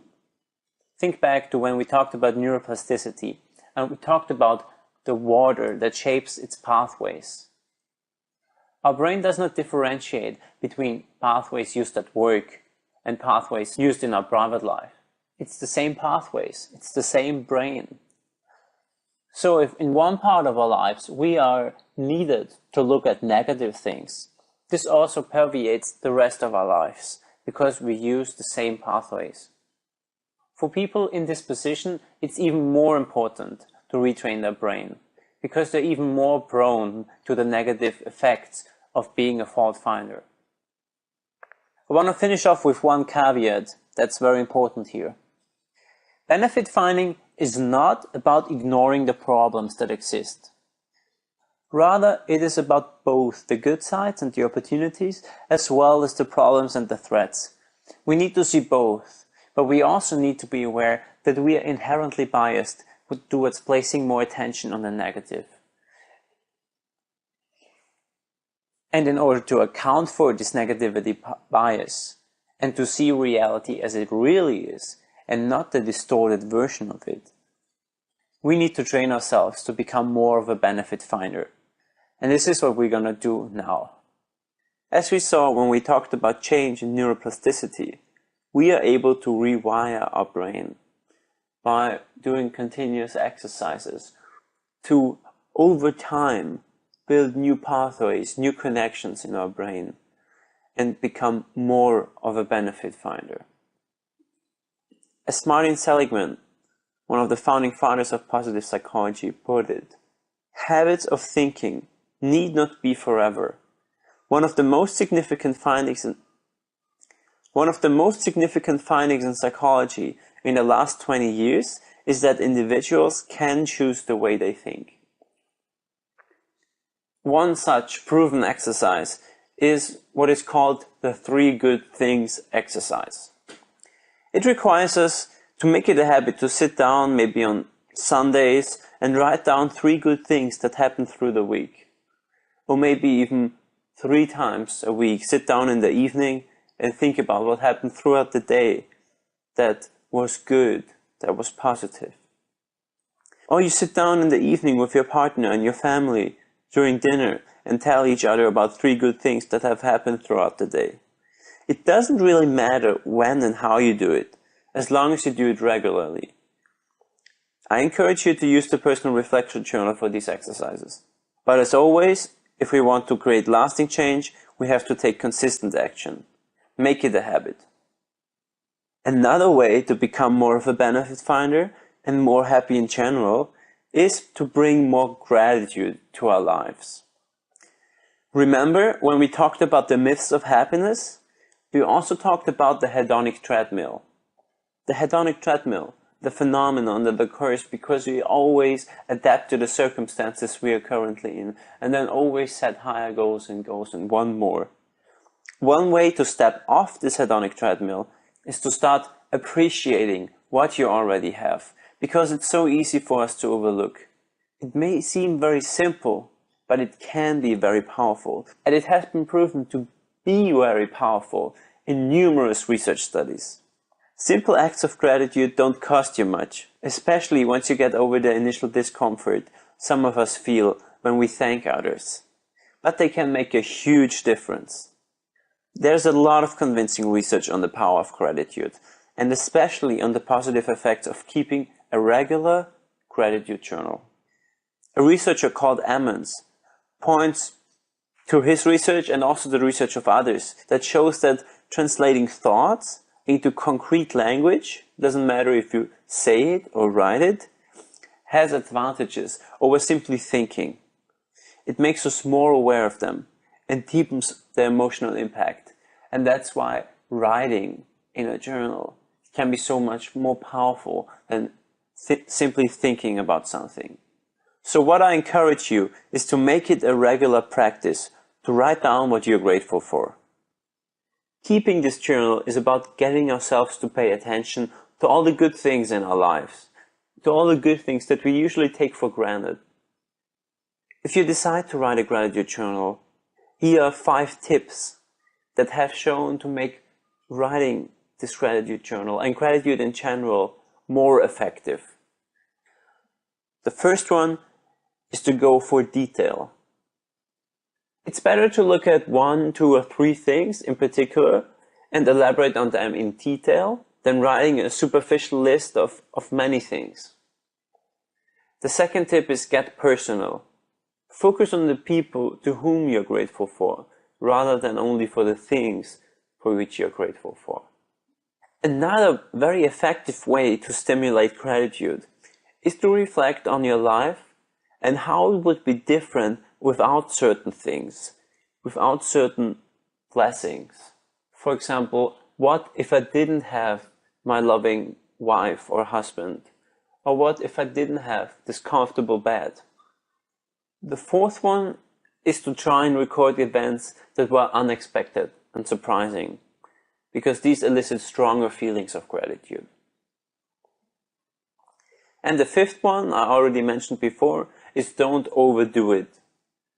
Writing occasionally has been shown to be beneficial, but writing every day makes us adapt to gratitude. So we are also able to adapt to gratitude, so that's why we don't want to overdo it. Do it once a week, maybe twice a week, and see how it fits into your life and how you like it. Of course, there is no right way to do it, and you don't need to buy a fancy personal journal to record your entries, or worry about spelling or grammar. The important thing is to establish the habit of paying attention to gratitude-inspiring events. Another thing that you can try is to share your gratitude. This can be very powerful. When you're thankful for something that another person did for you, share your gratitude with them. Let them know what they did for you and that you're grateful for it, and maybe even why you appreciate it. You can write them an email or simply call them, or even do it in person.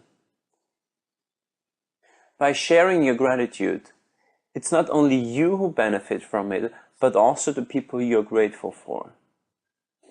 it is a powerful way to also affect the people around you in a positive way. Let me round up this lecture. The essence of what we talked here is that our thoughts create our world. Where we place our attention on matters. We have the choice to place our attention on what is good or what is bad. And this in turn creates our reality. And we can break out of this. There are exercises that help us cultivate being more of a benefit finder, help us cultivate to look more on the bright side and not neglect it. This session is called Beliefs as Self-Fulfilling Prophecies and the Optimistic Mindset. In the last section, we looked at how our thoughts shape our subjective reality, our feelings, and how we can perceive the same thing from different perspectives.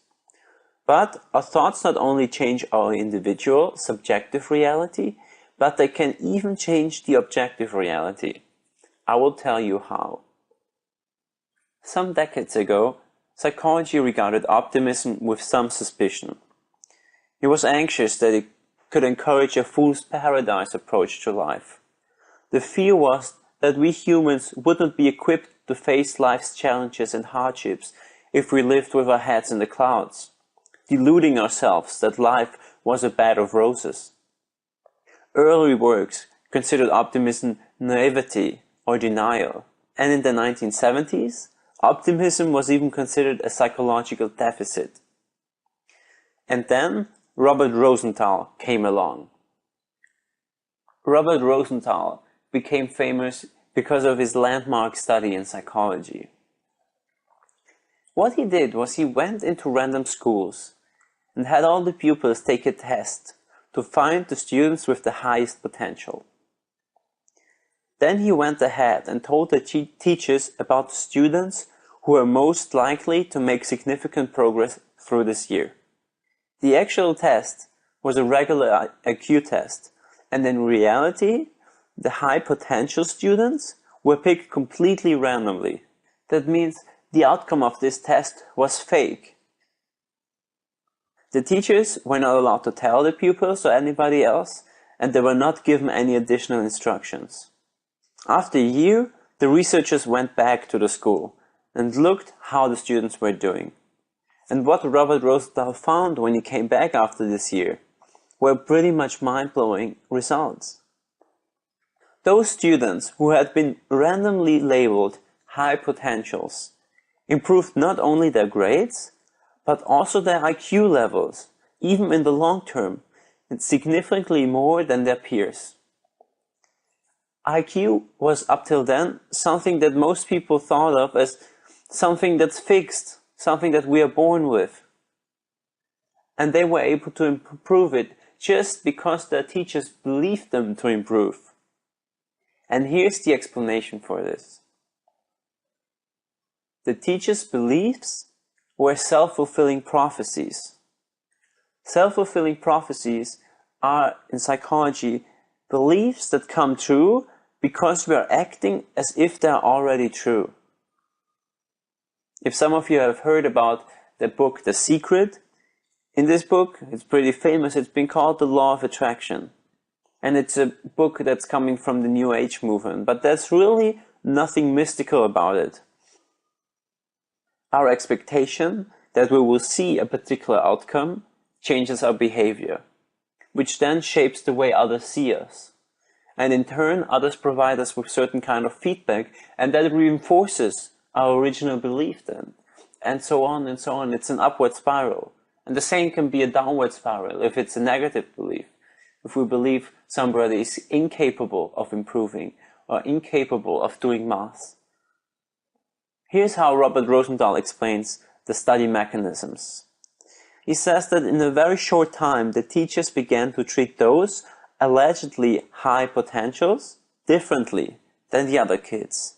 Those kids began to think of themselves differently, and in the end, they actually performed better than the other kids. The children were transformed simply by the positive expectations of the teacher.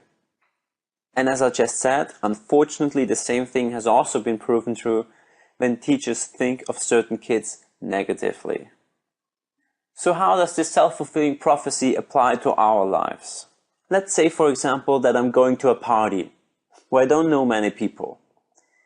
If I believe I don't make a good first impression, or I worry that nobody will talk to me, I will probably enter the party acting awkward, anxious, and kind of standoff.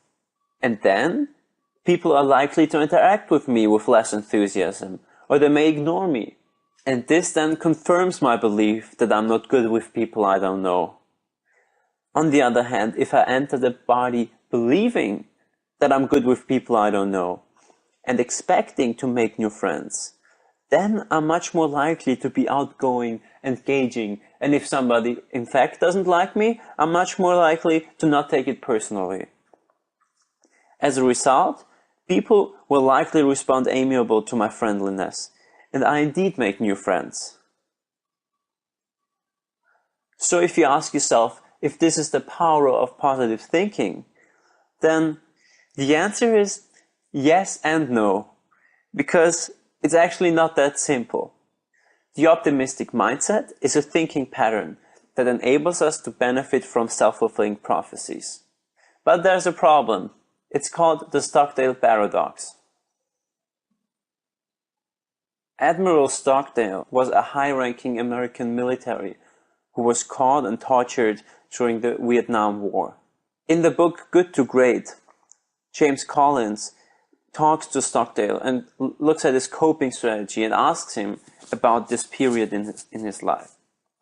Here's what Admiral Stockdale said.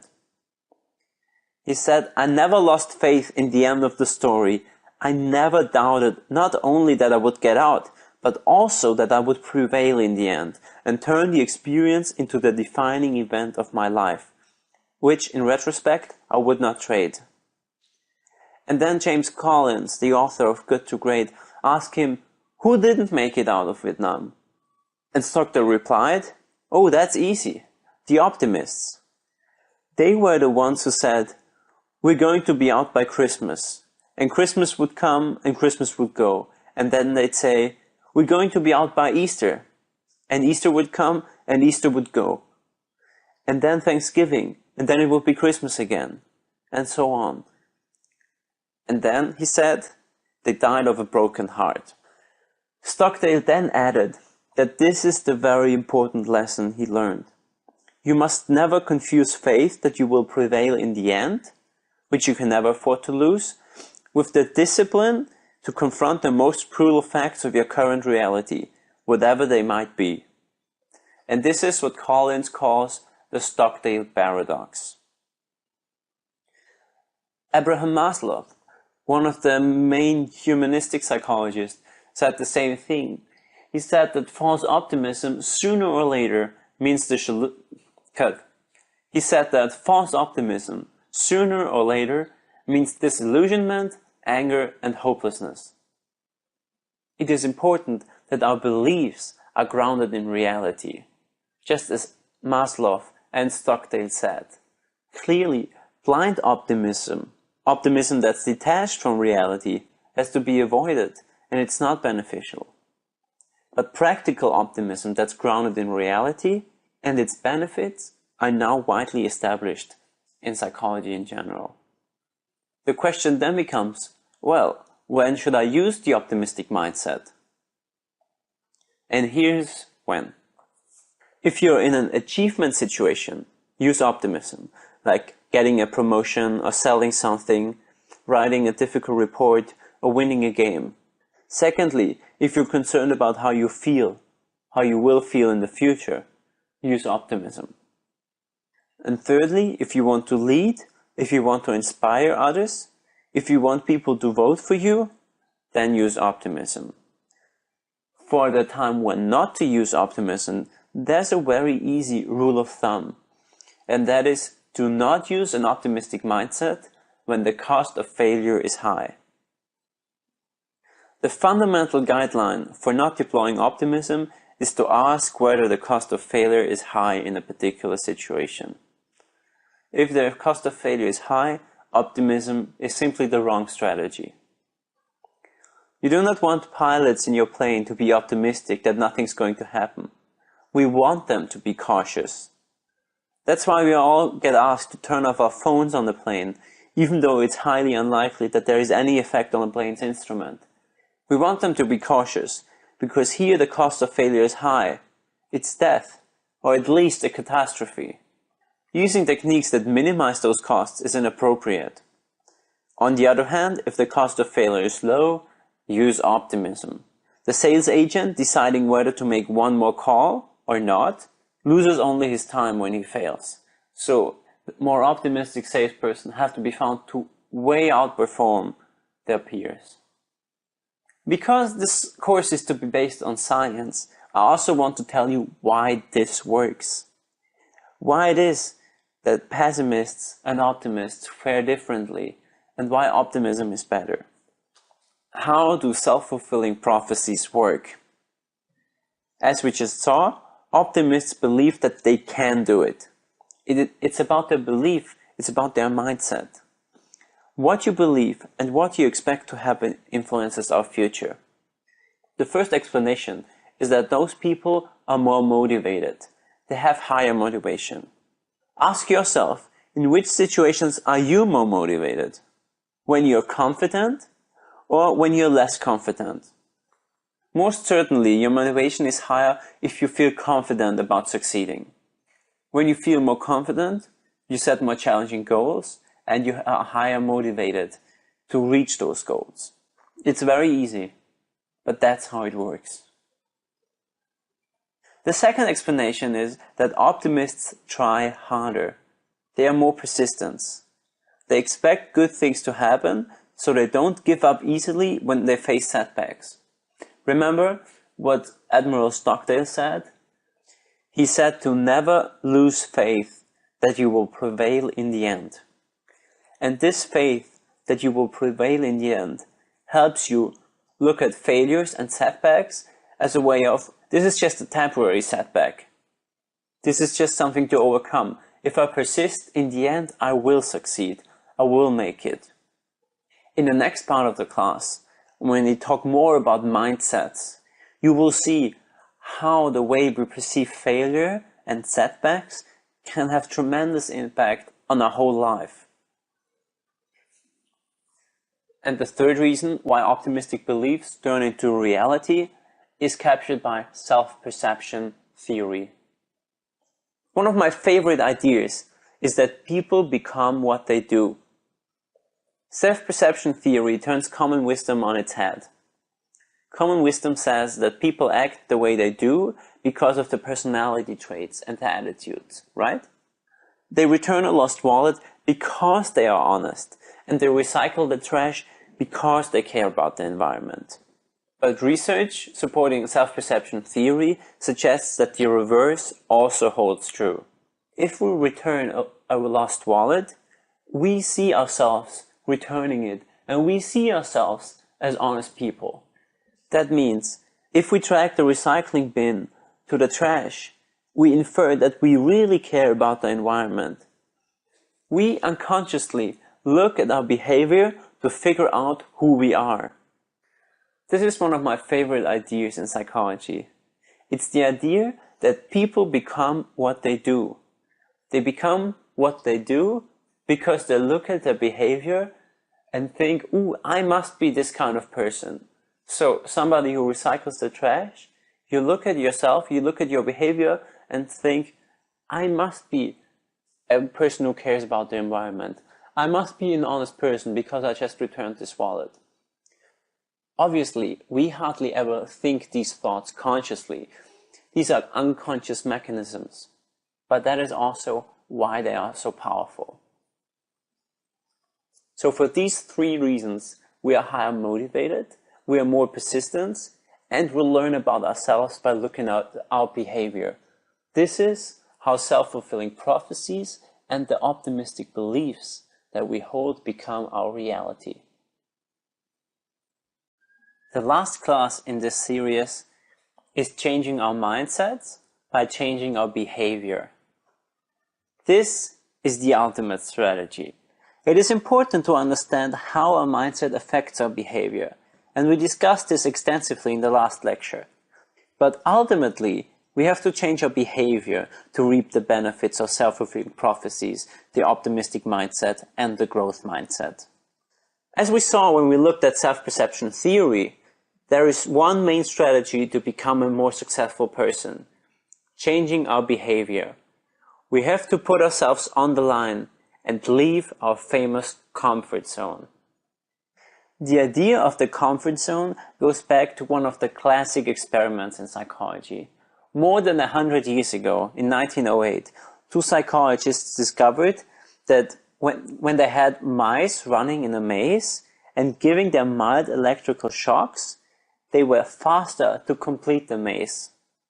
But when the shocks became too strong, the rats just randomly ran into every direction trying to escape.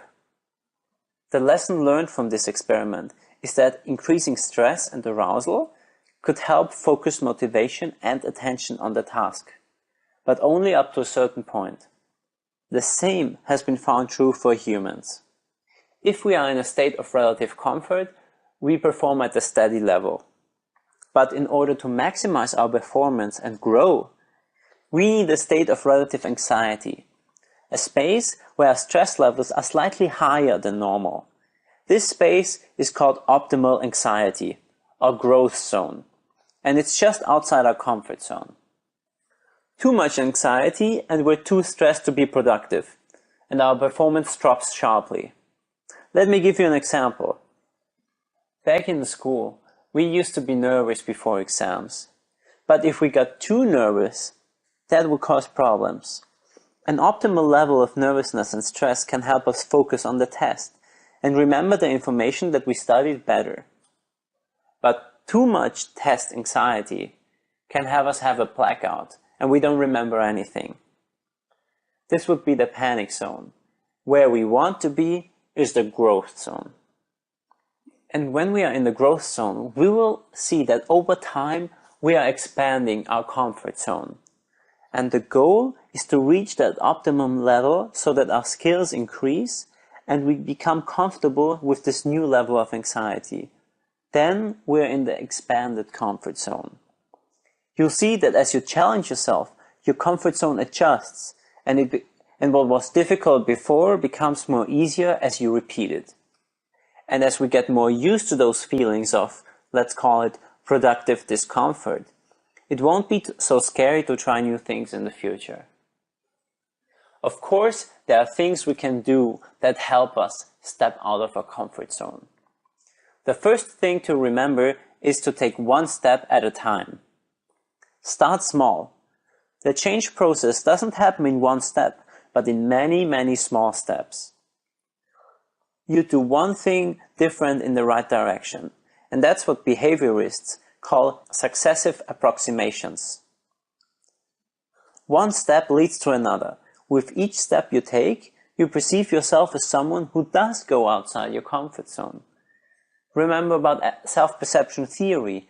We learn about ourselves by looking at our behavior. So if we step outside of our comfort zone, we perceive ourselves as a person who steps outside of our comfort zone. And we infer, oh, I must be a person who does this kind of things. So when you move into your growth zone by trying something new and you don't, die, it's kind of reinforcing. It's reassuring. It's encouraging. It might even help you to get in your growth zone the next time, and the next, and the next, and the next, and the next. Here I also want to remind you of neuroplasticity. When we get outside of our comfort zone, we start creating new pathways in our brain. And those pathways or connections grow stronger only over time. As we continue to go outside our comfort zone, these pathways are reinforced and these connections grow. What else can we do to make leaving our comfort zone easier? One such help is finding a role model. Because one thing we know is that people don't attempt to achieve something unless they believe it can be done. We know that people are much more likely to attempt to do things if they've seen that someone like them can do it. First, we need to know that something can be done. And then we need to know that we can do it. And role models can help us with both of these points. They are the obvious proof that some things can be done. And when you then go and bring the right mindset to your life, then you are ready to grow beyond what you could have imagined before. Speaking of the right mindset, we also have to learn to fail. Please keep in mind there is no foolproof recipe for success. That doesn't exist. And failures and setbacks will inevitably occur if we really try and move out of our comfort zone. The key is to bring a growth mindset to these failures. Seeing failures as part of the learning process. Seeing failures as learning from them, as sources of information. We will take a closer look at how to learn to fail in the last section when we talk about dealing with the negatives. We will learn how to reframe failures and how to handle them effectively. And last but not least, if you really don't feel ready yet to go outside of your comfort zone, you can try to visualize it.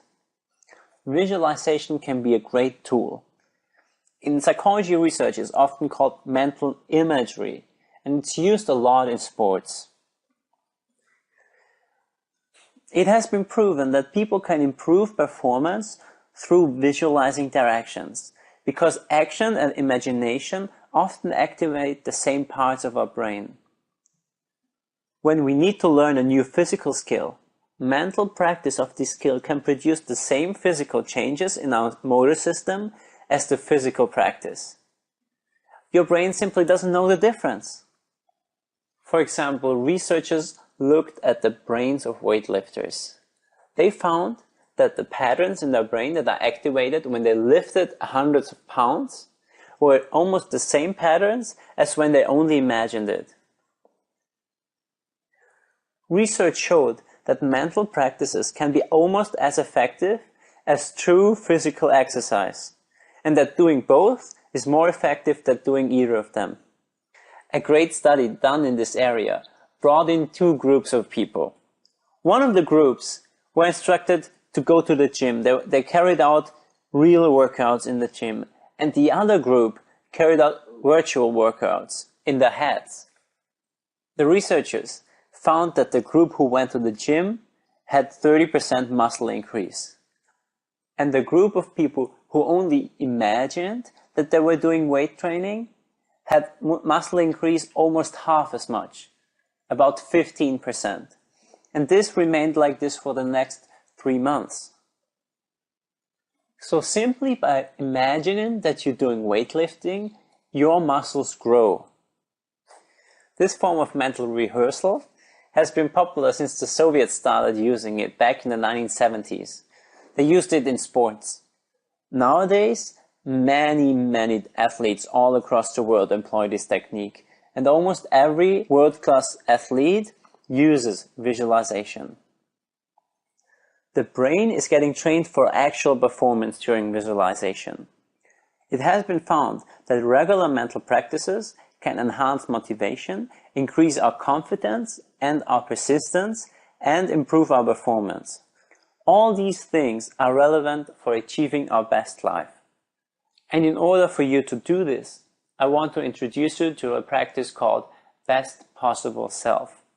It's a writing exercise, and for this exercise, you need about 20 minutes a day for 4 days. But this is again flexible, and you can do it as you please. Think about your life in the future. Imagine that everything has gone as well as it possibly could. You have worked hard and you succeeded at accomplishing all your life's goals. Think of this as the realization of all your life dreams. Think about all the aspects of your life, your home, work, relationships, leisure activities, etc., etc. Now, write about what you imagined. And before we end this lecture, I want to finish off with a final sentence. Remember that in the end it always comes down to our actions. Visualization can be a helpful tool, but in the end we have to take action. In this class, we look at how we can change mindsets by changing the beliefs about ourselves. Let's look at what different mindsets they are, what different mindsets people have, so that we then can go and change them. Let's first look at how we view intelligence. What do you think about this statement? Do you think it's true or not? You can learn new things, but you can't really change your basic intelligence. Again, do you think this is true, or do you think this is actually something that's not true and intelligence can be changed? If you think intelligence is fixed, then it most certainly is. It will be fixed for you.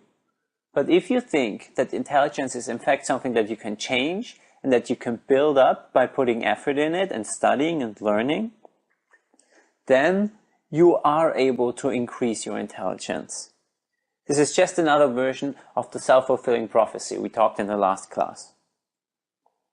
But also, this points us towards the two different mindsets that we can have towards intelligence. One is a fixed mindset, and the other one is a growth mindset.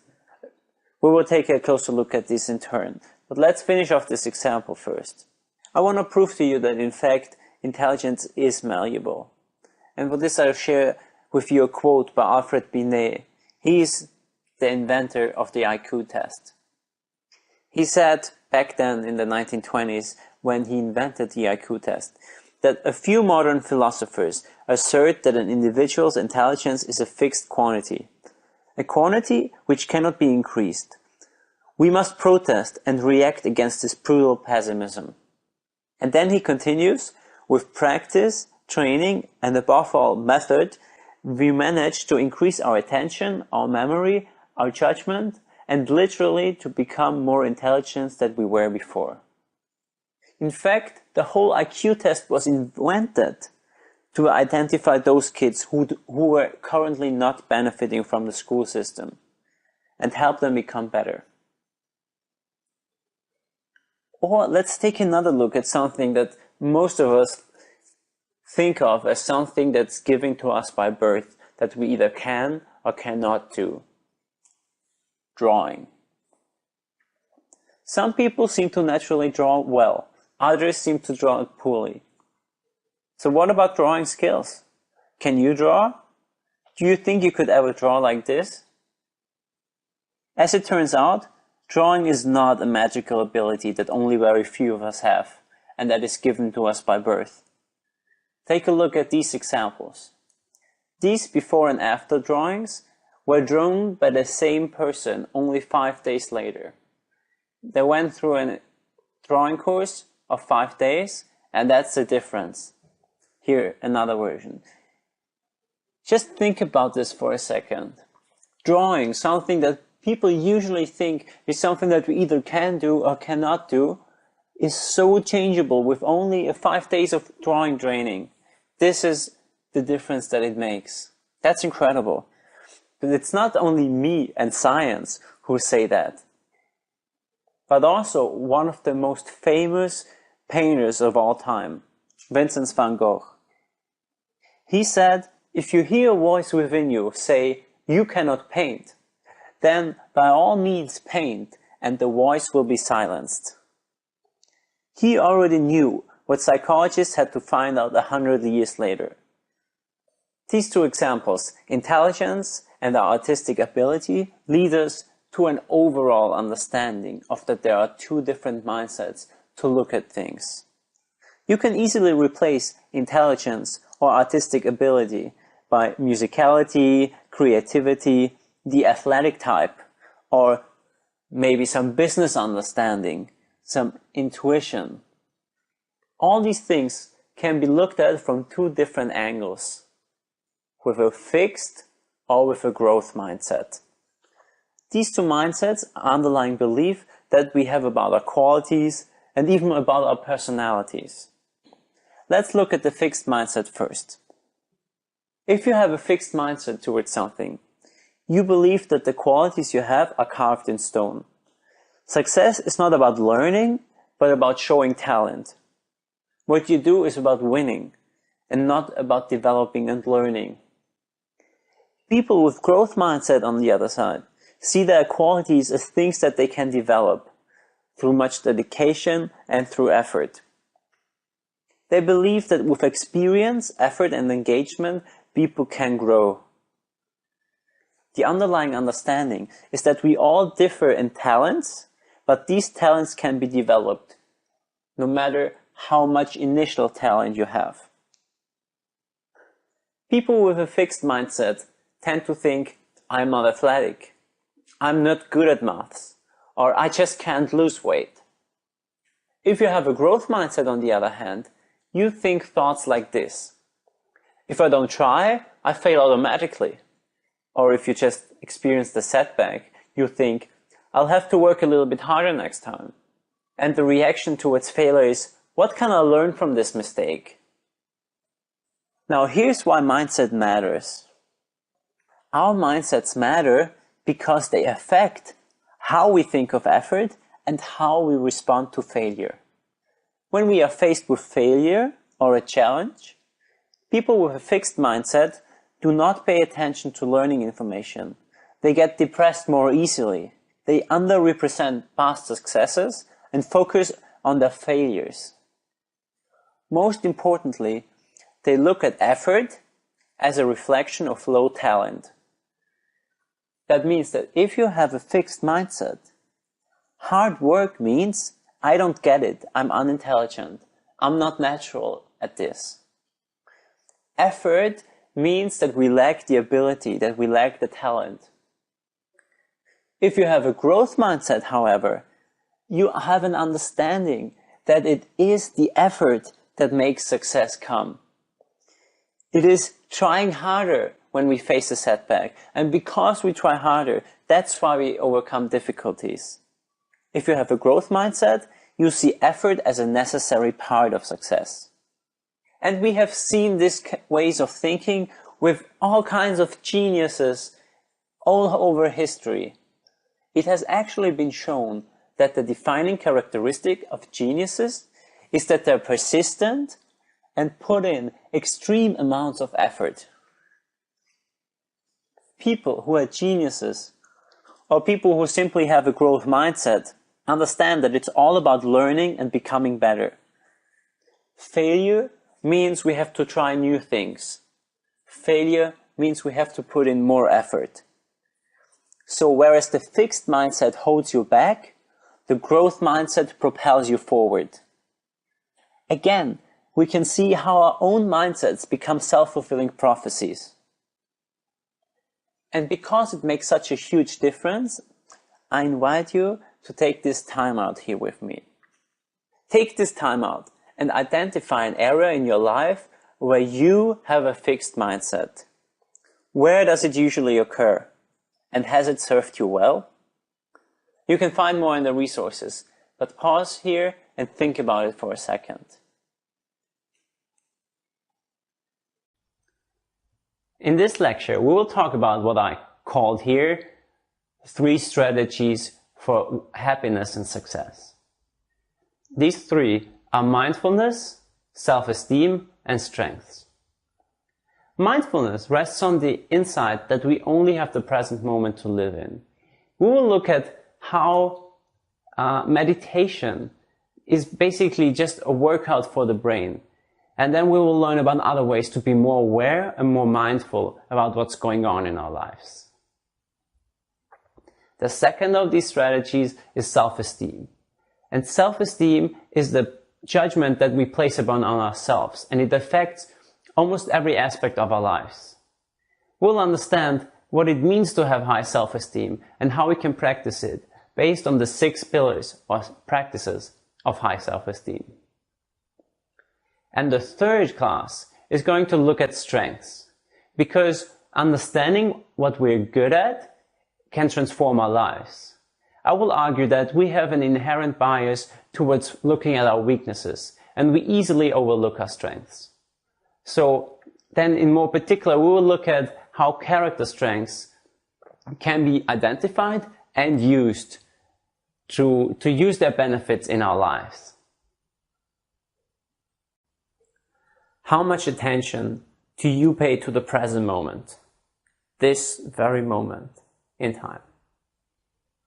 If you take a second to notice how much attention you pay or we pay to anything, you will quickly notice that the mind is all over the place. It never sits still.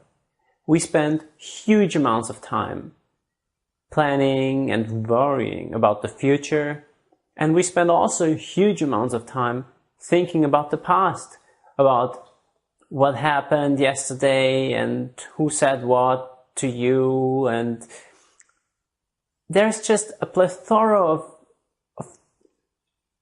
different things that our mind is constantly worrying about.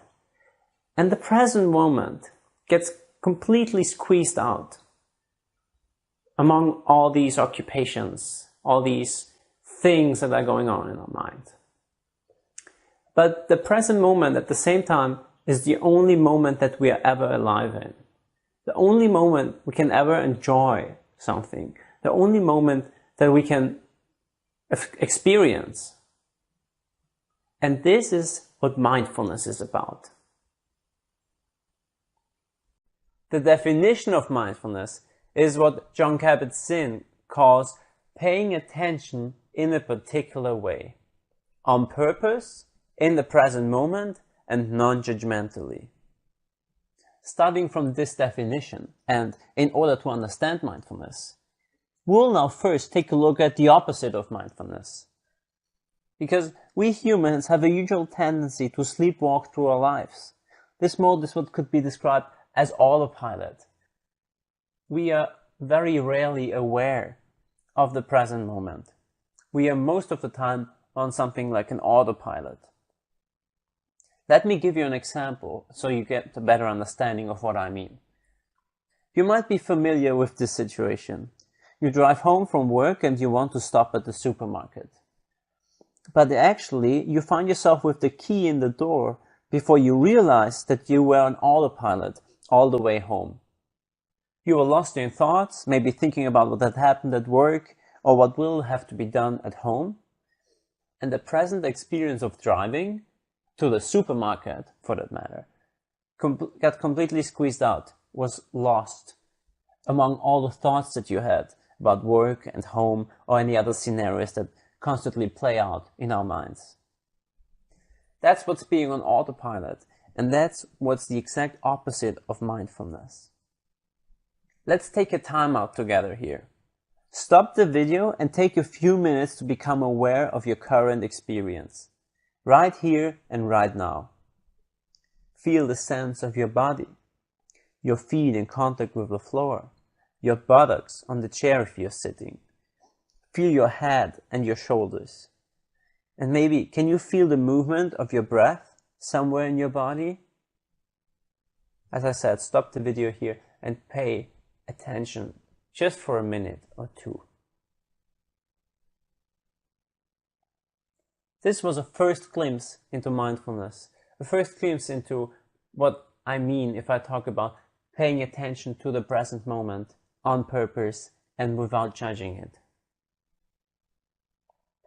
Jon Kabat-Zinn, the researcher responsible for bringing mindfulness into our field, emphasizes that mindfulness is not simply a technique, but it's a way of being, a way of living that means living in this very moment.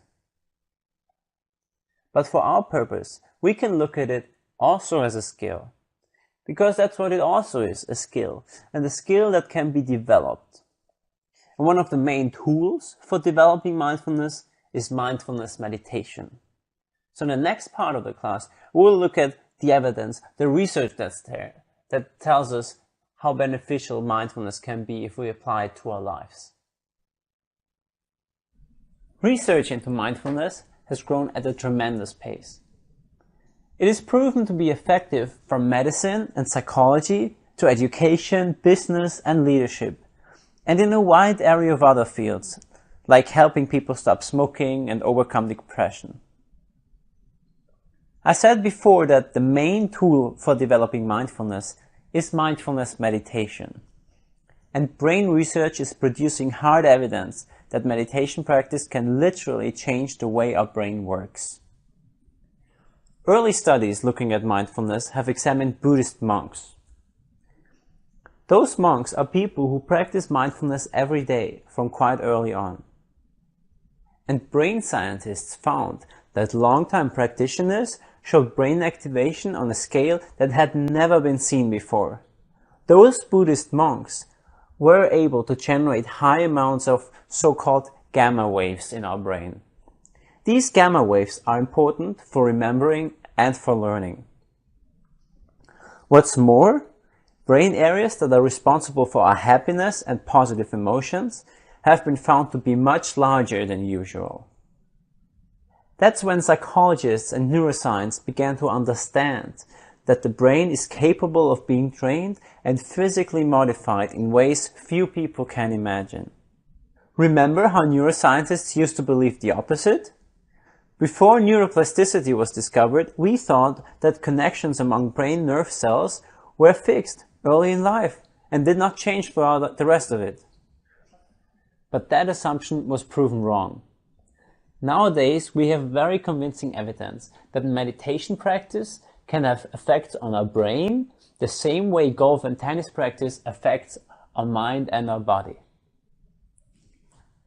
So this may be great for Buddhist monks, but what about normal people? What's in it for us who cannot spend hours meditating every day?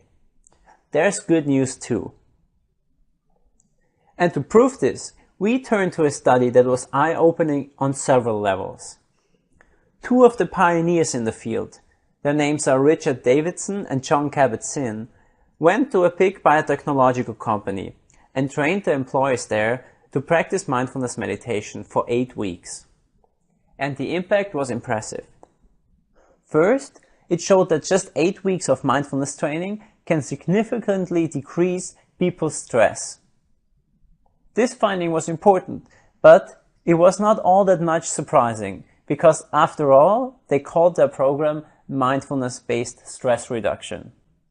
But then, the researchers also took a look at the meditators' brains. Those people who had just been meditating for 8 weeks now had significantly more brain activity in the areas associated with positive emotions. Only 8 weeks. And the most fascinating finding had to do with their immune function. At the end of the 8-week study, all the participants, that means the meditators and the people who have been put on a wait list, the so-called control group, were given flu shots. And what the two researchers found then was that those people who had been meditating for 8 weeks produced significantly more antibodies to the influenza vaccine. That means that after just 8 weeks of mindfulness meditation, the meditators were clearly happier and more resistant to illnesses. That's amazing, only 8 weeks. And in fact, even newer research shows that people meditating for only 3 weeks, 20 minutes per day, already demonstrated some changes in their brains. For researchers, these outcomes were mind-blowing, because even though neuroplasticity was already discovered, nobody thought that we are such in control of the way our brain is working. One of the leading neuroscientists in the world, Professor Richard Davidson, who works very closely with the Dalai Lama, phrased it this way. This positive state is a skill that can be trained.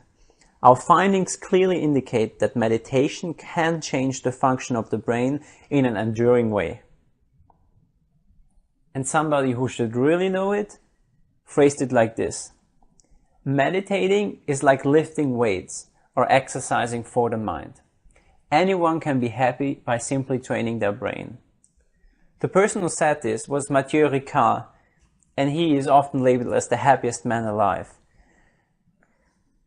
These two studies that I shared with you and the recent quotes were just a snapshot of some of the research in the last 20 years. Of course, there are hundreds of studies more.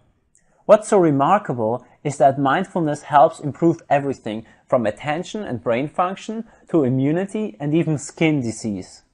Yes, studies have even shown that meditation significantly accelerated the healing process of psoriasis, a skin condition. And if you want to get a simple but very thorough explanation of what is really going on in the brain, Here's a great explanation of Daniel Siegel. He's the author of the book Mindset and the founder of the discipline Interpersonal Neurobiology. And it's really interesting what he has to say. So I attached a link in the resources to a talk from him. It's about 20 minutes. So if you're interested in that, check it out. It's really informative. He explains how the brain works and how mindfulness influences the brain. And as I just said, he also has a wonderful book called Mindset that I recommend if you want to know more. Now we look at applying mindfulness to our lives. The exercises and practices here are meant to get you started. They are great for beginners, for getting you started to meditate. Advanced meditators may find that the next steps are missing. That's because this is not meant to be a full-fledged mindfulness course.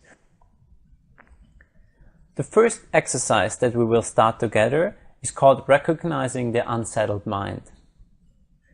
Again, mindfulness is the deliberate intention to observe the activity of our mind in a non-judgmental way, to step back and notice whatever arises in our mind without reacting to it. The starting point for mindfulness is simply noticing what is happening in our minds right now. Let's begin by doing a simple exercise. Sit comfortably with your back straight. For a beginner, a straight back chair is probably best. Once you're sitting comfortably, simply relax and experience being where you are. Feel the pressure of your body resting on the seat and on the ground. Become aware of the space around you. Notice how you naturally become aware of sights, sounds, and other sensory stimuli. Perhaps a certain smell, or maybe a breeze brushing your skin. So this practice is very simple. Just allow yourself to be present, experiencing whatever happens. When you sit and do nothing, decide to sit and do nothing. Let your mind rest in the present moment, and simply be aware of where you are right now. You might want to stop here for a minute to do this exercise on your own. In a surprisingly short time, you may find that you're thinking about something, even though you had decided to do nothing other than notice what occurs in your senses in this moment.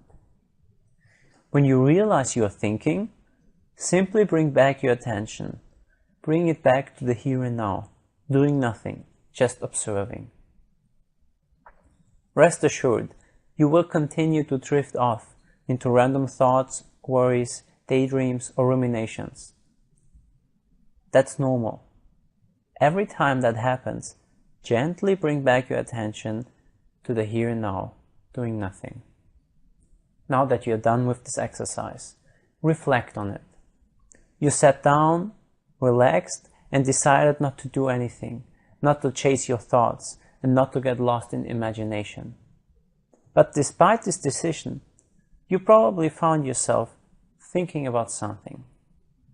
What does this tell you? What does this tell us? It seems that our mind automatically pulls us away from the present moment into thinking. This habit is strong and has the power to override our decision to make progress. This is what Paul Gilbert calls the unsettled mind. And we all have it. Meditation and mindfulness is a way of settling our mind more and of training our mind to be able to live this present moment. Another way to practice mindfulness is mindful breathing. This is the very basic mindfulness meditation exercise that beginners usually start with. The practice looks something like this. You begin by sitting comfortably in a position that enables you to be both alert and relaxed. Start by taking 3 slow deep breaths, and then resume breathing naturally and bring a gentle attention to your breath and the movement of your breath. Tune in to the physical sensation of breathing, not thinking about the breath, but being with it, becoming aware of the in-breath and the out-breath. Again, you will find that your mind wanders off from the breath. This is perfectly normal and not a problem. The mind naturally wanders. Just acknowledge the sensation, thought, or sound, experience it, and very gently let it go. And then bring your attention, again very gently, back to your breathing. You have detailed instructions in the resources. You can do this for any length of time. Start off doing it for just a few minutes, maybe only 2 or 3. When it comes to posture, you can really practice in any posture that you want. This can be sitting, lying down, or even standing or walking on your feet if that feels right for you. But remember that the best meditation posture allows you to be relaxed and alert at the same time. That's the most important thing. You have to be able to be relaxed and alert at the same time. For many people, this means that you have to keep your back straight. Close your eyes or keep them halfway open, whatever feels most appropriate to you. In the resources, you will also find a link to a guided meditation, a 20-minute guided meditation by Jon Kabat-Zinn. He was the researcher responsible for bringing mindfulness into the scientific realm. And it's a very good one, but it's 20 minutes, so you might want to start off doing this very easy practice for a few minutes, and then you will see where it leads you. The third mindfulness exercise that I want to present you is mindful eating. It's a very simple exercise that involves fruit, often a raisin, or maybe if you don't like raisins, a piece of chocolate, or something like that. It involves various steps, and they're also, again, outlined in the additional resources. You can do this exercise for 5 to 10 minutes or even longer if you want. Just try it out and see how it feels for you. In this last part of this class, we want to take a closer look on the challenges that arise when we're trying to establish a mindfulness practice. You may want to practice mindfulness for a few days or a week or 2 before you go through this class. It's up to you. When we set up a mindfulness practice, it helps us to think of it as a mental workout, because that's what it is. Meditation is a mental workout. We cannot stop our mind going off on thoughts that we didn't choose.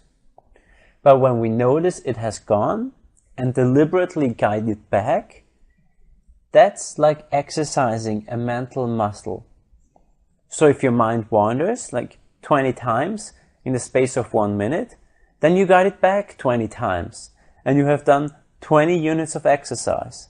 It's like 20 sit-ups for the mind. So you do not need to worry if your mind wanders many times. Every time you guide it back, you enhance your skill of mindfulness.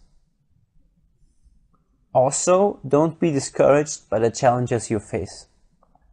No matter how difficult your experiences, there are ways to work with them and learn with them. It is incredibly common for people to think that they are bad meditators or that everyone else can do it except them. However, almost everybody faces challenges, and that is why in this class we talk about a list of common mistakes, of common obstacles, and how we can overcome them. Of course, this list is not exhaustive, but it captures many of the common problems. The first of the challenges is restlessness. It's incredibly common to feel restlessness when we start to meditate. We start feeling the need to move. We want to get up and just do something different. Just try to be with this restless feeling without acting on it. Try to experience these feelings and thoughts as what they are, fabrications of the mind. And then settle down a little bit more. Try to feel the present moment a little bit more and try to feel your breath a little bit more. Another interesting one is sleepiness. We often find that meditating reminds us of how sleepy we actually are. If you find yourself drifting into sleep, try if you can be non-judgmental about this too. If it happens too frequently, try to adjust your posture. Try to be in a more upright position, or maybe change the time of your meditation practice. Thirdly, there's boredom. We are so caught up in our usual lives that are full of distractions that it can be hard to take all the distractions away and really be in the present moment. We start to lose interest in just sitting there and doing nothing. So here's your chance to bring curiosity to something that we take so much for granted, that we ignore most of our lives, even though it is the very basis of our lives. Our breath and our breathing. And every breath is different. So try to acknowledge this and bring more curiosity to what's happening in your body, in your mind, if you meditate. Maybe you manage to even bring curiosity to your feelings of boredom and say, that's interesting. So that's the way I feel and think about it. The fourth one is the question, am I doing it wrong? Or what am I doing here? Or when will I finally see results? See if you can let go of these fabrications of your mind and be non-judgmental about your practice. Because this is what mindfulness is. Paying attention on purpose in the present moment and in a non-judgmental way. See if you can drop this commenting voice that's constantly judging us, and see if you can move beyond the relentless judging of good and bad and useful and useless. If you have decided to give mindfulness a try, don't be discouraged and acknowledge that it is not a quick fix. It takes time. If you are in doubt, keep in mind that there is a huge amount of research demonstrating its effectiveness. The fifth one is laziness. It's easy to get too lazy to really keep up the practice. It's easy to say, I will watch TV instead. That's so much easier, so much more comfortable to do. But remember the class on making change happen. You already know how to build a habit. You already know what steps to take to make this change and set up this habit in your life. And if you decide to give mindfulness a try, definitely try to make it a habit. Just a few minutes a day and you will see where it goes. Rounding up this lecture, I want to stress again that the present moment is the only moment that we are ever alive in. And let's give it the attention it deserves. Let me start this lecture with a quote. A quote from Nathaniel Branden, who says that, apart from disturbance, whose roots are biological, I cannot think of a single psychological problem, from anxiety and depression to underachievement at school or at work, to fear of intimacy, happiness or success, to alcohol or drug abuse, to spouse battering or child molestation, to codependency and sexual disorders, to passivity and chronic aimlessness, to suicide and crimes of violence, that is not traceable, at least in part, to the problem of deficient self-esteem. Of all the judgments we pass in our life, none is as important as the one we pass on ourselves. The person who said this was Nathaniel Branden, often called the father of the self-esteem movement, and probably the first to promote a holistic understanding of self-esteem. And the definition of self-esteem that he provides is self-esteem as an integrated sum of self-confidence and self-respect. It is the conviction that one is competent to live and worthy of living. The first part of self-esteem is self-confidence. This is a feeling of competence, a feeling that we are able to face the challenges of life. And the second component is self-respect. Self-respect means we like ourselves. We feel worthy of happiness. Or yet another way to say it is feeling competent means trusting in our own abilities, to think on our own, to make our own decisions, to learn and to cope with life. Not seeing ourselves as victim of circumstances or the victim of the action of others. Feeling worthy means being comfortable in asserting one's thoughts, wants and needs in an appropriate manner. And the feeling that being happy and fulfilled are something that's appropriate to us. So on the other hand, if you have low self-esteem, then you feel inappropriate to life, somehow wrong as a person. People with high levels of self-esteem are more resilient. That means they bounce back more easily if they face troubles, if something bad happens to them. Also, their romantic relationships and also their relationships to their family and friends are more fulfilled because they are able to express themselves more openly.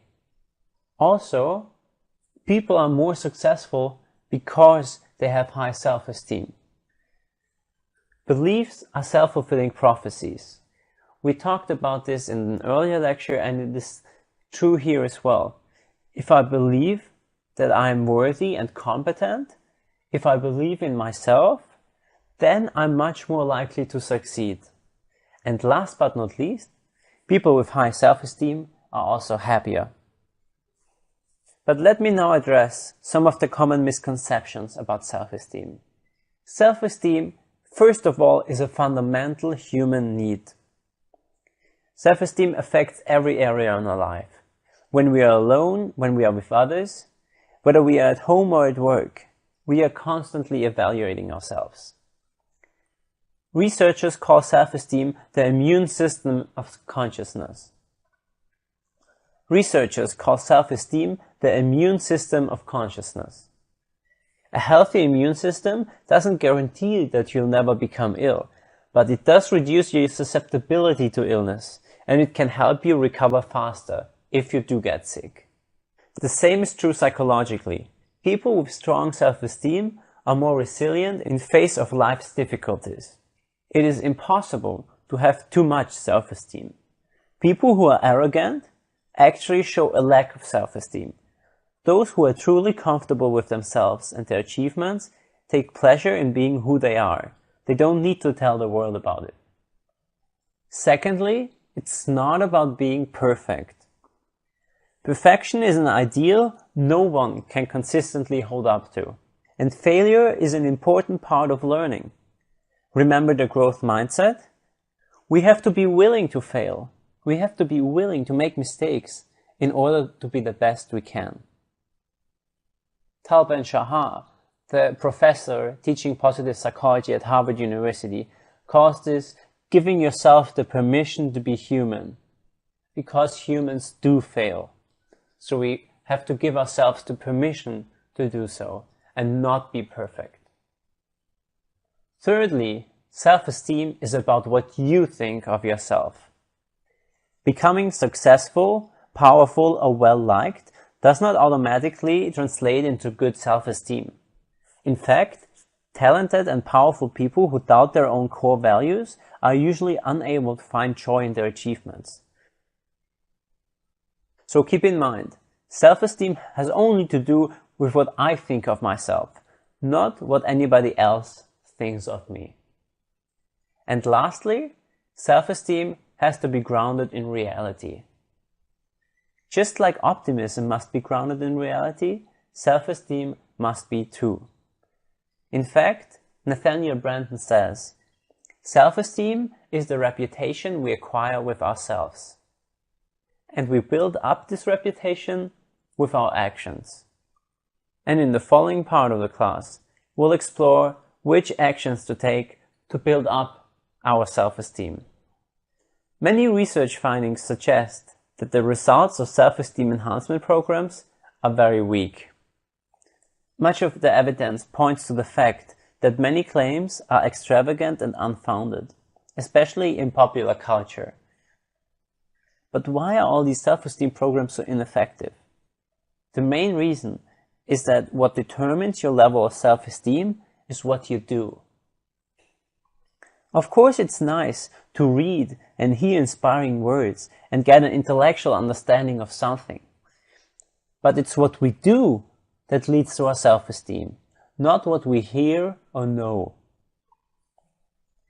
Also, when we talked about change, we talked about the importance of building habits, and that this is the most effective approach to change.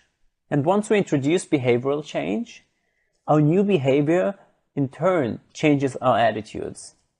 You remember self-perception theory. If you want to improve in a specific area of life, the most effective way is to change our behavior, because we learn about ourselves by observing our behavior. In order to understand how exactly we can do that, we will take a look at the framework that Nathaniel Branden sets up. He talks about the 6 pillars that make up self-esteem, 6 practices that are important for the cultivation of self-esteem. Here they are. The first of those practices, or pillars, is called living consciously. Living consciously, in essence, means being mindful. It's what we just talked about before. Living consciously is living in a mindful manner and paying attention to what we think and what we do. The second of those pillars is self-acceptance. I also mentioned this before. Self-accepting is about being willing to experience whatever we truly think, feel and do, even if we don't like it. Facing our mistakes and learning from them, and giving ourselves the permission to be human. Self-responsibility is the third pillar of self-esteem. It's an active orientation to life, rather than a passive, victim-like orientation. Being self-responsibly means that we understand that we are responsible for our choices and our actions at every level, and that the achievement of our goals, happiness and values is also within our responsibility. Here's an example. In personal relationships, people who are most fulfilled go beyond just saying, I want this and that. They ask, what am I willing to do to get what I want? They pay attention to the quality of the time they spend with their friends and family, children and spouses. They notice whether or not communication is clear, and they acknowledge their own feelings, are sensitive to the feelings of others, and face conflicts and deal with them. Viktor Frankl, a Jewish psychologist who survived the Holocaust, said this. He said that ultimately, man should not ask what the meaning of his life is, but rather must recognize that it is he who is asked. In a word, each man is questioned by life, and he can only answer to life by answering for his own life. To life, he can only respond by being responsible.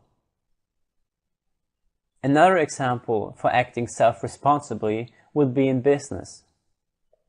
People who succeed don't limit themselves to doing only the tasks to which they are assigned. They're constantly looking for ways to contribute outside their current job descriptions. The fourth of the pillars is self-assertiveness. And this simply means to be able to say no when it's appropriate, and to say yes when this is appropriate. Self-assertiveness is about standing up for what we believe in. Living purposefully means to have clear goals, to have a purpose in what we are doing. We also talked about purpose in the Change lecture, and I refer you to the legacy exercise. Maybe revisit it to really get an understanding of what's my purpose in life, what am I here for, why am I doing the things that I'm doing. And last but not least, integrity. That's the sixth pillar of self-esteem. Integrity means that there is a match between what we say and what we do. It also means that our behavior matches our beliefs and our convictions. When we show integrity, we act in congruence with what we believe is right. Here's an example. You commit and write down to work out twice a week. And then you go and actually start working out twice a week. because you committed to it. This is integrity. When I keep my word and follow up on what I say, that's when I communicate to myself, my words matter, I matter. On the other hand, when I communicate something, commit to doing something, and don't follow up on what I said, then I'm essentially saying to myself, what I say is not important. It doesn't matter. I do not matter. On the other hand, when I keep my word and I follow up on what I say, that's when I communicate to myself, my words matter. I matter. The principal exercise to build self-esteem, it is also developed by Nathaniel Branden, is what is called sentence stems completion exercise. The exercise consists of sentence stems, such as, if I live more self-assertively today, ... and requires us to create 5 to 10 endings to this sentence. This simple exercise rests on the insight that we all have more knowledge than what is consciously available to us. It's a tool to access and activate those hidden inner resources. And this in turn helps us change our behavior. You will find a detailed outline in the additional resources. Here's the quick roundup of this lecture. Self-esteem is a deep conviction that we have a right to be happy and that we are competent in thinking, learning, and making appropriate decisions.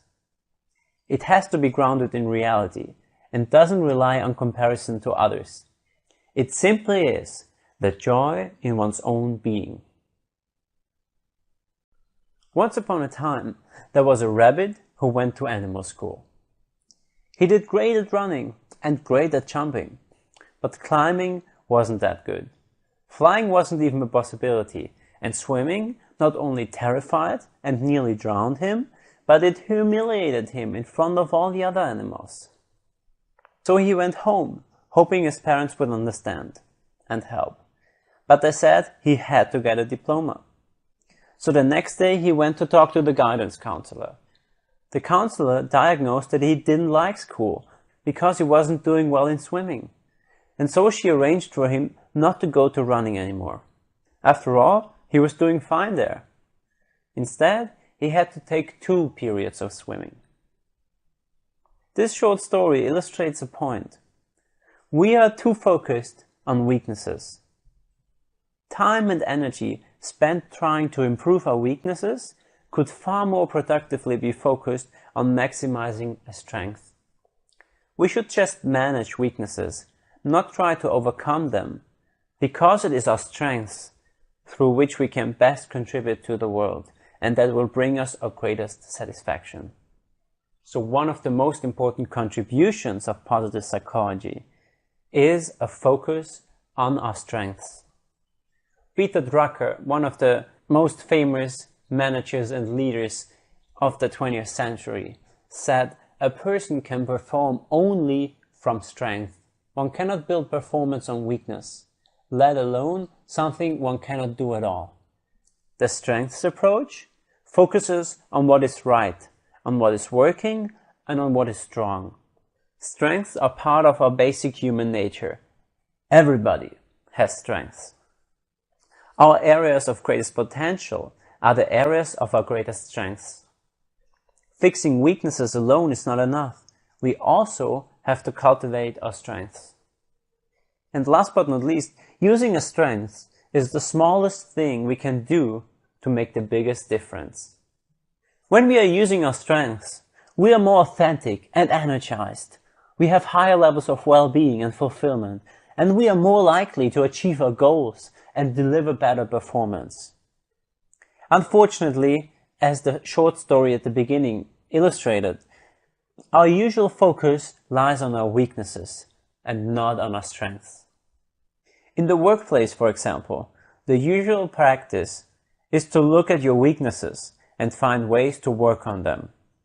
Just remember again, our inherent negativity bias makes us focus on the things that are wrong, and we tend to miss out on what is actually good and working. Whether we focus on strengths or on weaknesses, one point that we already mentioned before comes true again.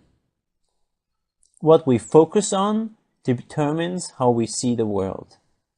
We can decide to look at what is not working, that will be the fault finder, or we can choose to look at what's working and try to see things as a benefit finder. Let's take a time out here and do some benefit finding with yourself. What are your strengths? A simple question, but it is one that we often find surprisingly difficult to answer. It often seems much easier to find our weaknesses. Stop the video here for a minute and just write down what you think are your strengths.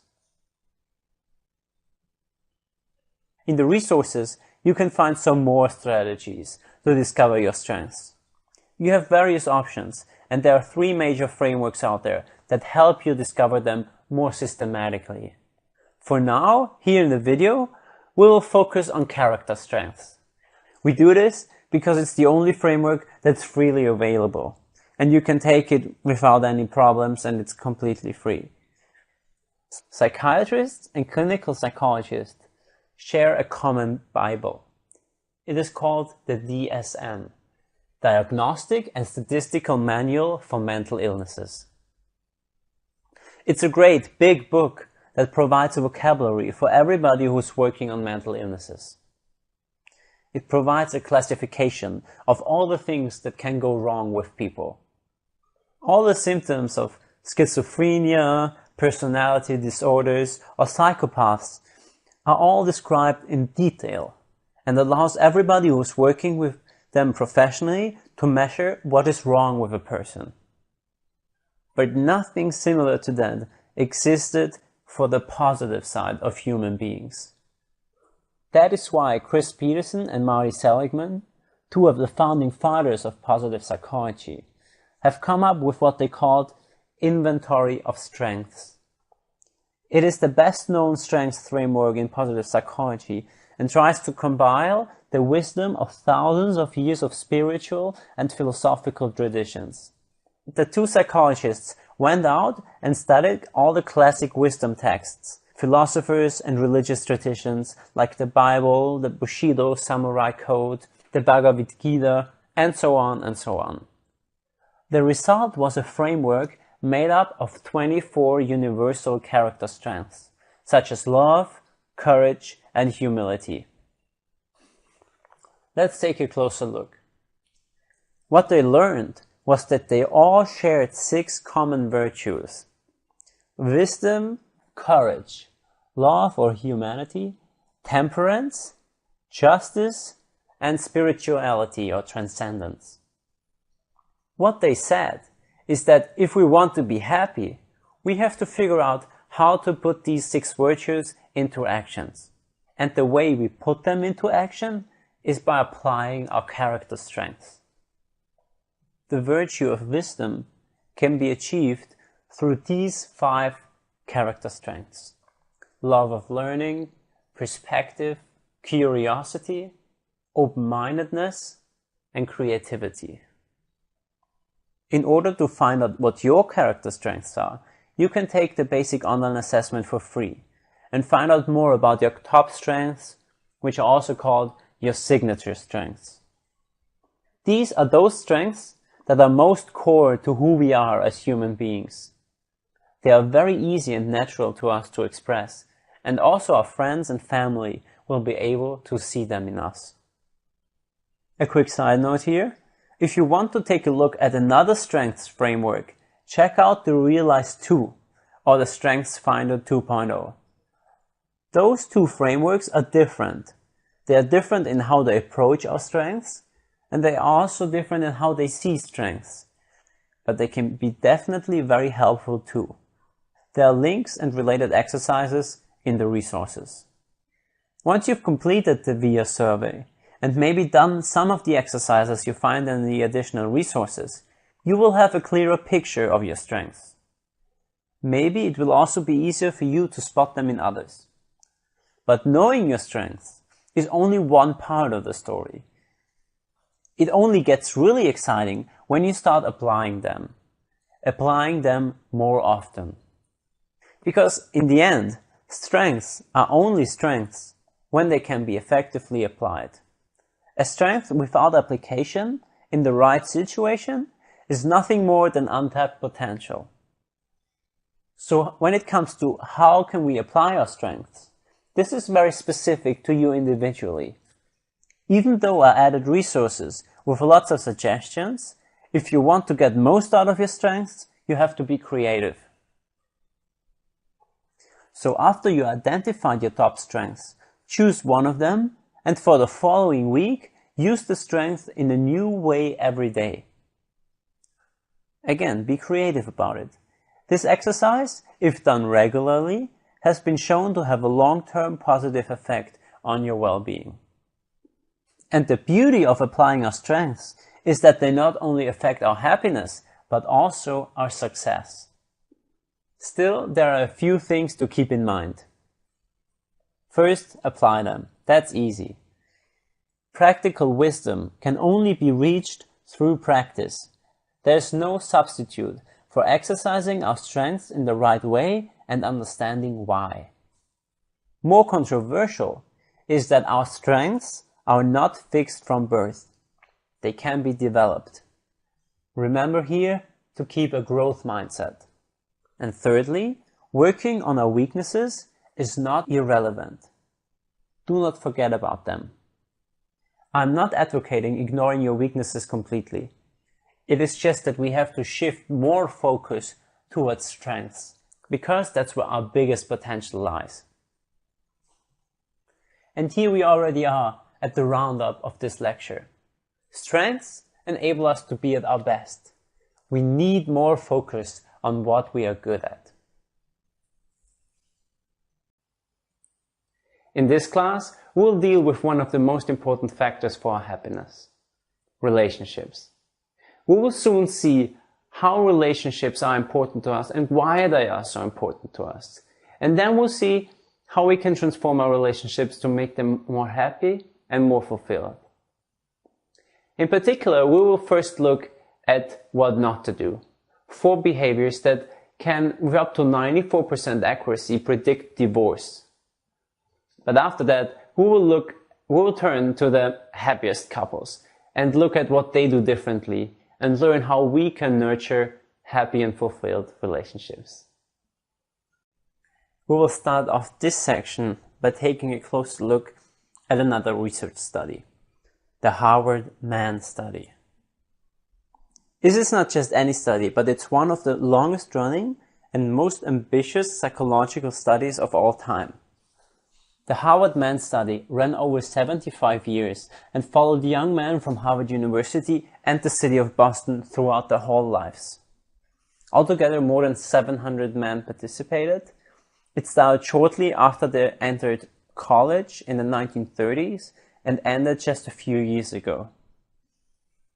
The goal was to identify the life circumstances and personal characteristics that distinguish the happiest, most fulfilled man from the least happy and least successful ones. In his conclusion, after almost 3/4 of a century of research, George Wayland, the principal investigator, concluded with these words.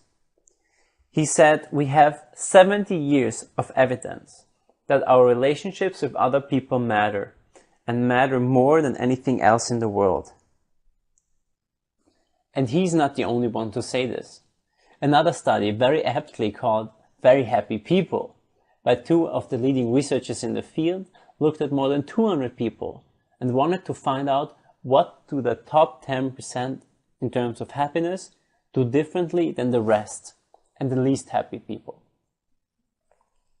When they compared them, they found that the happiest respondents did not exercise significantly more.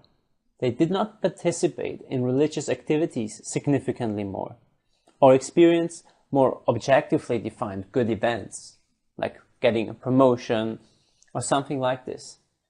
It turned out that there was only one factor that distinguished the happiest 10% from the rest. The only factor that was consistently different was that the happiest 10% had very good social relationships. Having good social relationships was not sufficient for being happy. but it was necessary. So there is only one thing that it seems impossible to miss out on if you want to be very happy. We need to have fulfilling relationships to be very happy and to thrive. These two studies that I just told you about provide very strong support. But they're not the only studies. There are hundreds of more that show how social relationships are linked to longevity, lower stress, improved overall well-being, and so on and so on. But to find out why relationships are so crucial for our well-being, we have to turn to evolutionary psychology. Because we human beings have an innate need to form social bonds and connect with other people.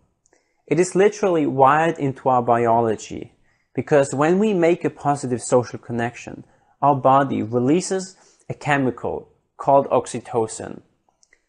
That's a hormone and a neurotransmitter that induces pleasure and reduces our stress. That means that each positive social connection that we engage in throughout our day bolsters our immune system.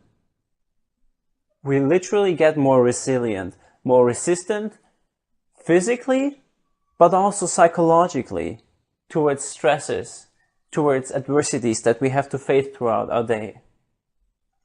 And these research findings are true for relationships in general, for our friends and family, for our romantic partners, just as much as for colleagues at work or people in our community that we interact with.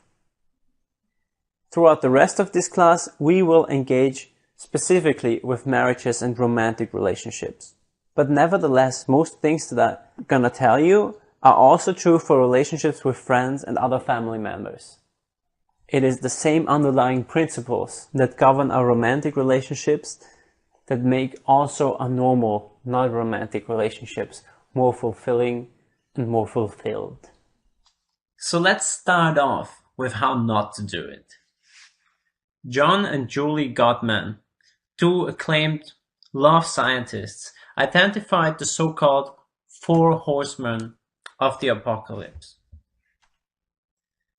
These are 4 kinds of behaviors that allow them to predict with up to 94% accuracy if a couple is heading for divorce, just by observing them in their laboratory. So they bring in 2 couples, have them talk about certain kind of topics that are relevant for the relationships, and just by the behavior the couple exhibits to each other, they can say with up to 94% accuracy if they are going to divorce within the next 5 years. That is incredible. And these 4 types of behavior is what they called the 4 horsemen of the apocalypse. And we're going to take a look at them more closely. The first of the 4 horsemen of the apocalypse is criticism. In the worst relationships, partners really often point with fingers at each other and are very critical. There's an attitude that is kind of diagnosing their partner's defects, personality defects. When they complain, they use words such as always or never, like, you never listen to me, or how could you forget this? You're such an ignorant person. So criticism is not framed in the behavior of the other person. It's targeted to the personality of the other person. The best predictor for a divorce is a behavior they call contempt. That's the second of the horsemen of the apocalypse. Contempt, that's when partners have an attitude of superiority towards one another. For example, you think you're more intelligent than your partner, or you're more punctual than your partner. And these attitudes often express as hostility, mockery, and disgust. This is the worst of the 4 horsemen, and almost certainly leads to divorce or breakup. The third horseman of the apocalypse is called stonewalling. That's a term John and Julie Gottman used for people who are withdrawing from conflict. Withdrawing from conflict up to an extent where it's not clear anymore if they're actually even listening. So a stonewaller is really tuned out of a conversation. The fourth and last one of the four horsemen is defensiveness. People become defensive and say, it's not my fault, it's yours, and start a counterattack. Or they present themselves as an innocent victim. The best and most fulfilled relationships, however, do exactly the opposite. They are open to criticism and take it as interesting feedback, what their partner tells about them, or tells to them. So these four horsemen are the most detrimental behaviors for a relationship. But there are other things as well. John Gottman studied marriages for decades now, and he, for example, also observed that about 70% of the conflicts that married couples face are perpetual conflicts that can never be resolved. So how do they know that? They studied a set of marriages over a 4-year period, coded the conflicts, every single word that they heard. And to their surprise, only 30% of the problems were specific to a given situation. The rest were associated with basic differences in personality or differences that are closely tied to each partner's concept of who they are and what they think of themselves as a person. But guess what? Getting a different partner doesn't free you from perpetual conflict. You just trade in one set and get back another. There is a serious misconception when it comes to relationships, especially among young people, that see romantic relationships as a matter of finding the right person, the one perfect man or woman with whom we will be happily forever. But this is a flawed idea. It's just as much a myth of happiness as the one we talked about in the beginning. Relationship researchers have consistently proven that the most important part of being happily together is the process of being together and not the finding of the right partner. This is not to say that we can be with any person in the world. That would be neither true. But at the same time, it's not about finding this one right person. It's about making it work. It's about the process. So this process is what positive psychology is taking a closer look at. He wants to understand the process of being together happily. Remember, at the beginning of this whole course, when we looked at what positive psychology actually is, what kind of question it is asking? Let's go back there for a second. We said that the difference of positive psychology to the traditional psychological approach is that it operates on a health model rather than the disease model. That means it looks at strengths, competencies, and pursuing happiness. And this is also something that we have to do when we look at relationships. John Gottman said, "At first, when I figured out how to predict divorce, I thought I had found the key to saving marriages. But like so many experts before me, I was wrong. I was not able to crack the code to saving marriages until I started to analyze what went right in happy marriages." Positive psychology's question is, what makes some relationships thrive and grow stronger over time? This is the questions we're going to ask now. We are going to tackle this question by using the mining model of relationship development. A researcher called Harvey developed it and identified 5 specific components of successful, fulfilling relationships. Couples looking to improve their relationships may look at this model as a bit of a guide on how to understand what a truly healthy relationship can look like. It is important to note that no one can do this perfectly, and most couples have issues in some dimensions. So take this as an ideal model and try to learn from it, because one of the reasons why positive psychology exists is because we want to learn from the best. The 5 dimensions in the mining model of relationships are knowing and being known, benefit finding with the other partner, as we talked in the beginning, accepting, equality of the partners, and finally, understanding the relationship as a journey. So let's together look at these in turn. Knowing and being known is about learning about each other. It's about really getting to know each other deeply and meaningfully. Couples who are thriving really understand each other. They understand each other's thoughts and feelings, attitudes, and past history. What is essential is to keep up a desire to understand each other. This is rather easy at the beginning of a relationship, but the longer the relationship lasts, and this is then especially true for marriages, the more challenging it becomes, because we tend to take one another for granted. We tend to think that we already know. We already know what this person wants and thinks and likes. The key is to keep on being interested. There is always something new to discover. There's always something new to learn about the other person, because everybody's developing and nobody stays the same. We're constantly evolving, our dreams change, our goals change. And in order to really be known by the other person, we must open up. We must really open up and be vulnerable to the other person. There is a great book that I very recommend you, which goes very much into detail about being vulnerable and how this can affect every part of our life. It's Brené Brown, and she talks about daring greatly. You will find a link in the resources. Summing up, the first part, knowing and being known, really requires us to open up, to spend time with one another, and be interested in one another, and be willing to be vulnerable, so you can really be known by the other person. Secondly, it turns out that people in the most fulfilling relationship engage in something that we already discussed: benefit finding. Remember, in the fourth lecture, we looked at how we can see the same things from different angles.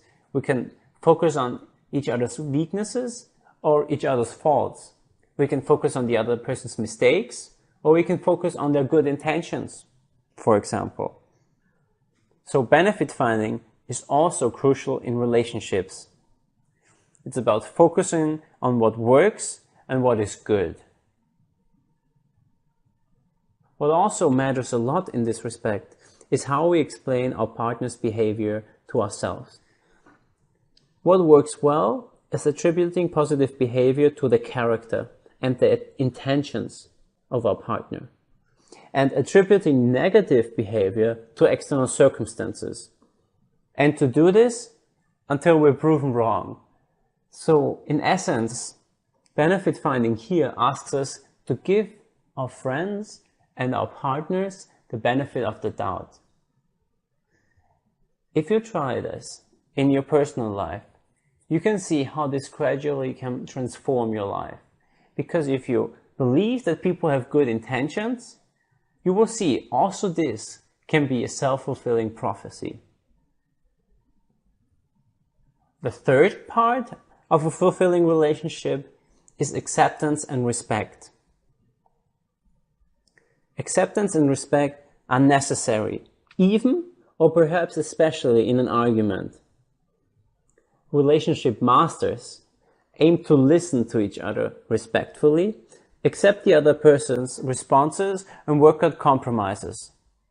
It's perfectly healthy to complain about something specific, but not criticize the whole person. Remember, this is exactly the opposite to the criticism part in the 4 horsemen of the apocalypse. Well-functioning couples do not allow negativity to become habitual. They use rewards rather than punishments in an argument. Researchers, for example, also found that happy couples have a ratio of negative to positive exchanges of 1 to 5. That doesn't mean that there is no conflict, which is actually an important part, but there is much more positive communication than negative communication and conflict. But this acceptance and respect is not only during conflict.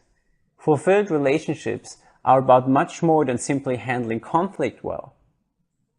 And one of the defining characteristics of a lastingly happy relationship is the way partners or friends respond when they receive good news. A researcher in California called Shelley Gable suggests that supporting partners when good things happen is as important in building relationships as supporting them when bad things happen. What she found in the research is that couples with strong relationships have a particular way of responding to each other when good things happen. Here's a matrix that shows us the 4 different types of responses that we can give to good news. The most productive and positive response is what we call active and constructive in the upper left corner. To understand all of them, let's consider an example. Active and constructive when, let's say, your partner comes home and tells you about a promotion they got. Active constructive responding would be, that's great, that's awesome, tell me more about it, I know you've been working so hard for it. Wow, so where were you when they told you? Tell me exactly, tell me everything about it. You're enthusiastic about it, you maintain eye contact, and you display positive emotions. This is what's called active and constructive, and this is what makes relationships flourish. The most common way to respond is passive constructive. That's saying something like, that's good news. I'm happy for you. That's great. There's little energy, the response may be a little bit delayed, and there's little nonverbal communication. The active destructive way to respond will be something along the lines of, ooh, that sounds like a lot of responsibility to take on. There will probably be more stress now, you will have to work longer, do you at least get more paid? The passive destructive is not even acknowledging the good news. It's saying something like, what's for dinner? Or simply leaving the room. You may want to try to incorporate a more active, constructive way of responding to other people's, your friends, your partner's good news. To show sincere enthusiasm for a good event. Being excited, being happy for the other person, and showing genuine interest in the good event that's described by them. These are the things that over time make a relationship grow, make a relationship more positive and more flourishing. The 4th part relates to a sense of equality in the relationship. That one gives into the relationship is approximately equal to what one gets out of a relationship. A relationship is working well when nobody is taking advantage of. Distribution of housework can be an example. While it is perfectly okay to take on certain roles, for convenience, for example, or because the other person doesn't like one or the other thing, doing so has to involve respect, recognition, and appreciation. However, that does not mean that we have to keep a tab on things. That's very detrimental. That's bad for a relationship. Instead, the happy couples just do things because they feel happy about the relationship and happy about doing them. But overall, there has to be a sense of equality, a sense of mutual respect and appreciation. Last but not least, the most happy relationships understand that the relationship is a journey. Minding is a process rather than a final destination, and it requires time and continuity. This process never stops because the relationship is always developing. People are always developing, adjusting to new information, changes, and changes in life cycles also. Because we grow older, we reach different levels of maturity. So for this, I very strongly encourage you to build positive relationship rituals. And you will have a bunch of these, a bunch of suggestions in your resources. I will just repeat, because it's so important, that in essence, these points are true for both fulfilled marriages and romantic relationships, as well as for lifelong friendships. And and fulfilling relationships with other family members or work colleagues. Those relationships matter more than anything else in the world for our well-being. Building, fulfilling, lasting relationships with our partner, family, and friends is likely to be one of the most effective strategies and ways to live a happy and fulfilled life.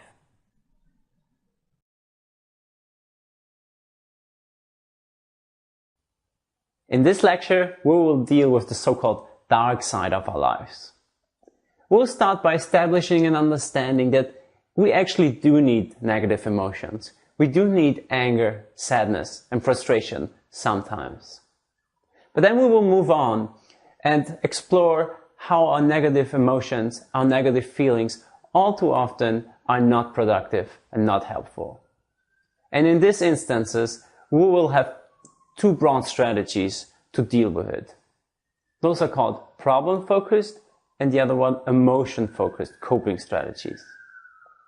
First, we'll look at the problem-focused coping strategies. And these are things like dealing with the problem right away, or seeking out social support, doing exercise, or engaging in something that is called expressive writing to overcome tough times.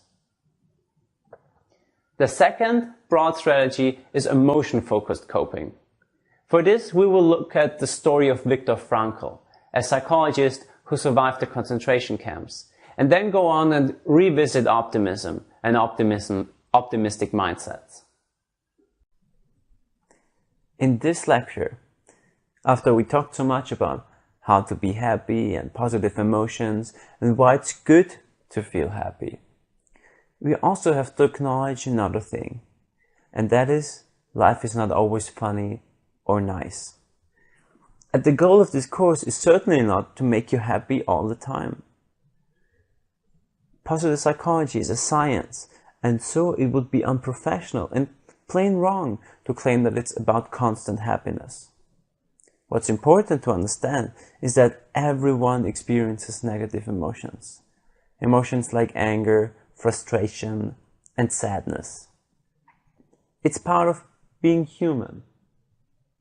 In fact, Tal Ben-Shahar gives the example that there are only two kinds of people who do not experience negative emotions. The first group of those are psychopaths. By definition, they do not experience emotions like shame or embarrassing, so they up to a certain extent do not experience negative emotions. And the second group of people who do not experience negative emotions are dead. So if you look at this from this perspective, it's good if you experience negative emotions, because it means that you're still alive and that you're not a psychopath. And that is the reason why we as humans should always give ourselves the permission to experience these emotions. It's natural, it's normal, because everybody does experience these negative emotions once in a while. It only really starts to become a problem when our negative mood is not anymore temporary, but chronic. This is what psychologists call major depressive disorder, what we would normally call depression. But in normal doses, negative feelings can in fact be good. Here's what Joseph Forgas, an Australian psychologist, has to say about it. He says that bad moods are seen in our happiness-focused culture as representing a problem. But we need to be aware that temporary, mild negative feelings have important benefits. And then he continues to say, it's shallow and untrue to assume that positive feelings can only have positive consequences, and that negative feelings can only have negative consequences. Both positive and negative emotions have evolutionary benefits. And our negative emotions have a function. They have a part in our normal human life and are also a potential for growth. Sometimes it's important to feel sad or angry. One example would be if something bad happens to us. Let's say we or someone we love gets very ill. In these instances, it's absolutely logical that we feel sad. Or if we have a breakup with a partner, it's absolutely logical to feel sad. It makes sense. Similarly, anger can be an adequate and valuable response if somebody treats us in an unfair manner. Anger is a legitimate reaction to something that is perceived as unjust or unfair. The bottom line of all of this is that it's important that we give ourselves the permission to experience also negative emotions, that we accept those as part of normal human life. Often we encounter difficulties and situations in our lives that we need to overcome. We have problems to solve. Maybe we got laid off and need to look for a new job, or went through a breakup recently. If we face one of these tough situations, our first choice is to deal with the problem. Throughout this video, we'll discuss so-called problem-focused coping strategies. In simple words, that means strategies to solve these problems and deal with them constructively. The first one that we're going to look at is dealing with it. How can we set goals to deal with problems? The second one is turning to others, to friends and family. Thirdly, we talk about how exercise can be such an important tool. And fourthly, and lastly, we talk about expressive writing. Let's look at those in turn. The first one is the most obvious one, to deal with the problem and to find a solution. Finding a solution is a process that is very individual, very specific to your needs and your specific problem. That's why in the resources you will find an action plan for effective problem solving. This one leads you through the most important step when it comes to problem solving. It's based on a therapeutic approach called problem-solving therapy and was proven to be a very helpful framework to deal with all kinds of problems. Whether it's a job search or overcoming a breakup, to making a difficult life decision or handling conflict with a coworker. These few steps you can use as a framework to try to solve all kinds of problems that you encounter throughout your life. The second one may also be quite obvious now, after we talked about the incredible importance of relationships in our lives. But still, I had to mention it here, because so many of us, and that includes me, have the tendency to turn inward when we face stress and pressure and tough times. The rituals that we build up with friends, for example meeting every Friday after work, are the first ones we let go when our pressure mounts. But this is a flawed strategy. In fact, a bunch of studies show the importance of social support for our resilience and resistance in face of problems. One study, for example, looked at people who had a heart attack, and they found that those people who received emotional support from others during the next 6 months after their heart attack were 3 times more likely to survive. This means that friends and family can literally save our lives just by being there. Similarly, another study showed that participating in a breast cancer support group actually doubled the woman's life expectancy after the surgeries. What this shows us is that our friends and family have the power to save our lives simply by being there and supporting us, by being somebody to turn to. What I'm advocating is here to make use of these incredible support, to turn towards your friends and to build relationships that you can turn to in tough times as well. We often hear about the physical benefits of exercise. Those are quite commonly known, such as reducing the risks of heart attack, stroke, diabetes, high blood pressure, certain cancers, and in general, increasing our immune system functioning. But there are also psychological benefits that are not as well known. Among them is that we get less anxious if we engage in physical activity regularly. And we are also less prone to stress, and our self-esteem is increased. Last but not least, it also makes us feel good. And this is especially true for people with depression or people facing tough times. An amazing study done brought in a bunch of depressed people with depressive symptoms. And they split them up into 3 different groups. One of the groups, they gave antidepressants. The other group, they gave antidepressants and ordered them to exercise 30 minutes for 3 times a week. And the third group, they only instructed them to exercise 30 minutes for 3 times a week. And what they found was that after 3 months, all of those groups showed similar decreases in depressive symptoms. That means that the researchers showed that exercise alone was as effective as the state-of-the-art antidepressants on the market. But that's not even all. There's more, because after these 3 months, they stopped. They stopped giving them antidepressants, they stopped the study, and waited for another 3 months. So after another 3 months of not doing anything with the patients, with the depressed people, they again looked at how are they doing now? Are they doing worse than before? How many people relapsed back into depression? And what was most amazing, that in the antidepressants groups, the relapse rates were about 40%. And in the exercise-only group, not even 10% of the people relapsed back into depression.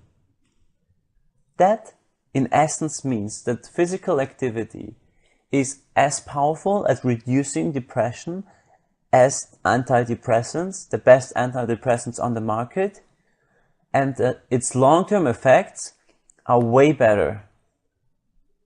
That is amazing, and that's why physical activity is such a powerful tool for people who are feeling sad a lot, who are depressed, who have a shallow mood.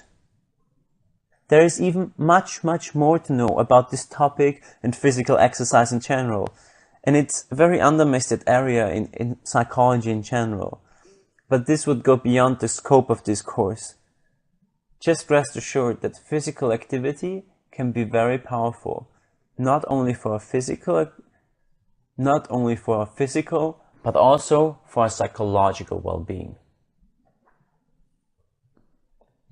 The 4th strategy is called coping through writing, or expressive writing. With this exercise, you have to be a little careful, because it asks you to write about a very upsetting or traumatic experience. Nevertheless, it has been found to be an exercise that has greatly benefited many people. The instructions are to write for 15 minutes for 4 days. It has been researched quite extensively, and you will have clear instructions in the additional resources. The results of this exercise are quite remarkable. In the days after the study, that means after the 4 days of writing about these traumatic experiences, those people who wrote about it are less anxious, become more social, their well-being or happiness increases, and what's most remarkable, their physical health improves. Simply by writing about emotionally upsetting experiences, our immune system improves. So try it out and see how it's working for you. In this video class, we will take a look at the 3rd way to cope when bad things happen to us. This category is called emotion-focused coping. And I want to start this section by telling the story of this man. His name is Viktor Frankl. He's a powerful example for our capacity to choose our response to what happens to us. Viktor Frankl was a psychotherapist who specialized in treating depression, especially for those prone to suicide. But he was also Jewish and lived in Nazi Germany.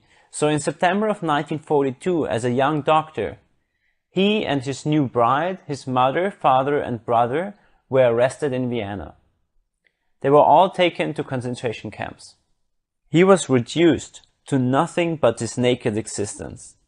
As he entered the camp, they took the last of his belongings, including his clothes, his wedding ring, and the manuscript of a book that he was writing. Then every inch of his body was shaved, and he was escorted into a shower room. The only consolation that he had was that real water dripped from the shower, instead of gas. In these camps, his whole family and everybody he loved died. He was the only one who survived. And when he came out of the concentration camp, after more than 3 years of the most inhuman treatment that you can imagine, he shared one of the most important insights he had. He said that when we are no longer able to change a situation, we are challenged to change ourselves. In the concentration camps, Viktor Frankl began to understand that in every situation, no matter how helpless we are and how terrible the situation is, we humans are able to change our attitudes towards what's happening to us. This is something that nobody can take away from us, and that's why Frankl called it the last of human freedoms. And with this insight, I want to go back to a topic that we already looked at earlier in this course. We are revisiting optimism and pessimism. Back when we talked about optimism, we looked at it in terms of us expecting positive things to happen. We looked at self-fulfilling prophecies. And we saw the advantages that optimists enjoy and how it is better for us to be optimistic in many situations. And now we turn again to the optimism-pessimism dichotomy, but from a different perspective. Because optimists also react differently when negative events happen to them. Fortunately, we hardly ever face circumstances like Viktor Frankl did. But we do have an inherent negativity bias that makes us focus more on the bad things that happen to us and blow the negative events out of proportion. Very often, we nowadays make our own misery. We focus too much on the negative and what's not working. The lesson to be learned is that we can choose our response. No matter what happens to us, we are always capable to control our attitude towards it. For the rest of this video class, we will first learn about the different attitudes that we can bring to negative events, that is, optimism, pessimism, and then secondly, we will learn how we can better control it and how we can rewire our brain. Let's start off by turning at the first point, the optimists and the pessimists. The defining characteristics of a pessimist is that they tend to believe that bad events will last a long time, will undermine everything they do, and are their own fault. These characteristics are called the 3 Ps that make the difference between an optimist and a pessimist view. Let's assume something bad happens to us. Pessimists interpret negative events firstly as permanent. That's the first P. Pessimists think that it's probably going to be permanent, meaning that it will happen again and again in the future. The second P is that a negative event is seen to be pervasive, meaning that it is not just this one event, but just one more piece of evidence of a pervasive trend. For example, you locked your car keys in the car and think, that's typically me, I'm just a chaotic, mindless person. The third P is personal. That means that pessimists look at negative events as something that has to do with them. A salesperson, for example, gets rejected and assumes that they are not good at sales. This is a pessimistic way to look at it. Optimists would think that it's a product that's hard to sell, or maybe that the economy is bad, or something like this, something outside their personal influence. The same thing goes the other way around. With a positive event, they do the opposite. Comparing to the pessimists, the optimists are confronted with the same hard knocks of this world, but they think about misfortune in the opposite way. They tend to believe that defeat is just a temporary setback, that its causes are confined to this one case. The optimists believe that defeat is not their own fault. They look at circumstances, bad luck, or think that other people brought it about. Such people are not affected by defeat. Confronted by a bad situation, they perceive it as a challenge and they try harder. These two habits of thinking about causes have consequences. Literally hundreds of studies show that pessimists give up more easily and get depressed more often. These experiments also show that optimists do much better in school and in college, at work and on the playing field. They regularly even exceed the predictions of the aptitude tests. When optimists run for office, they are more apt to be elected than pessimists are. And their health is unusually good. They age well, they are much freer than most of us from the usual physical ills of middle age, and the Nun study suggests that optimists even live longer. For people who are more pessimists, all this is bad news. But the good news is that optimism can be learned. Even optimists can benefit from learning how to change, because almost all optimists have periods of at least mild pessimism, so it can help us anyway. In the resources, you can find a link to a test if you are more optimist or more pessimist. Usually, we are not simply one or the other. For most of us, it depends on the situation we are in. We tend to act differently in different areas of our lives, and that holds also true when it comes to optimism. In order to understand how we can learn to interpret events more optimistically, we will look at the so-called ABC model. The psychologist Albert Ellis created the ABC model to help us understand and control our reactions to adversity. ABC stands for adversity, belief, and consequence. Here is how it works. Ellis observed that rather than the adversity itself, it is our belief about the cause of adversity that actually triggers our feeling response and our behavior. That is, adversity leads to belief, which leads to consequences. It is not what happens to us that causes our reactions. Rather, it is what we think about what happens to us that determines our response. Let's look at an example. We face an adversity. Let's say someone shouts at us. Then you form a belief about this event. This person must be angry at me. This person doesn't like me, or this person wants to harm me somehow. And then, as a result of this belief, we react in a certain way. In this example, we might feel afraid. But as we saw with Viktor Frankl, we are not slaves. It can be learned. Frankl says that between the stimulus and the response, there is a space. In that space is our power to choose our response. And in our response lies our growth and our freedom. This last of human freedoms that Frankl talked about. We might not have the control of an adversity, but we always have the control over our beliefs. In order to understand the ABC better and how we can change it, let's take a closer look at two ABC chains and how we can react differently to the same situation. Here, the situation is my partner or my child or like a good friend of us, whoever, hasn't returned my phone calls. This is the adversity.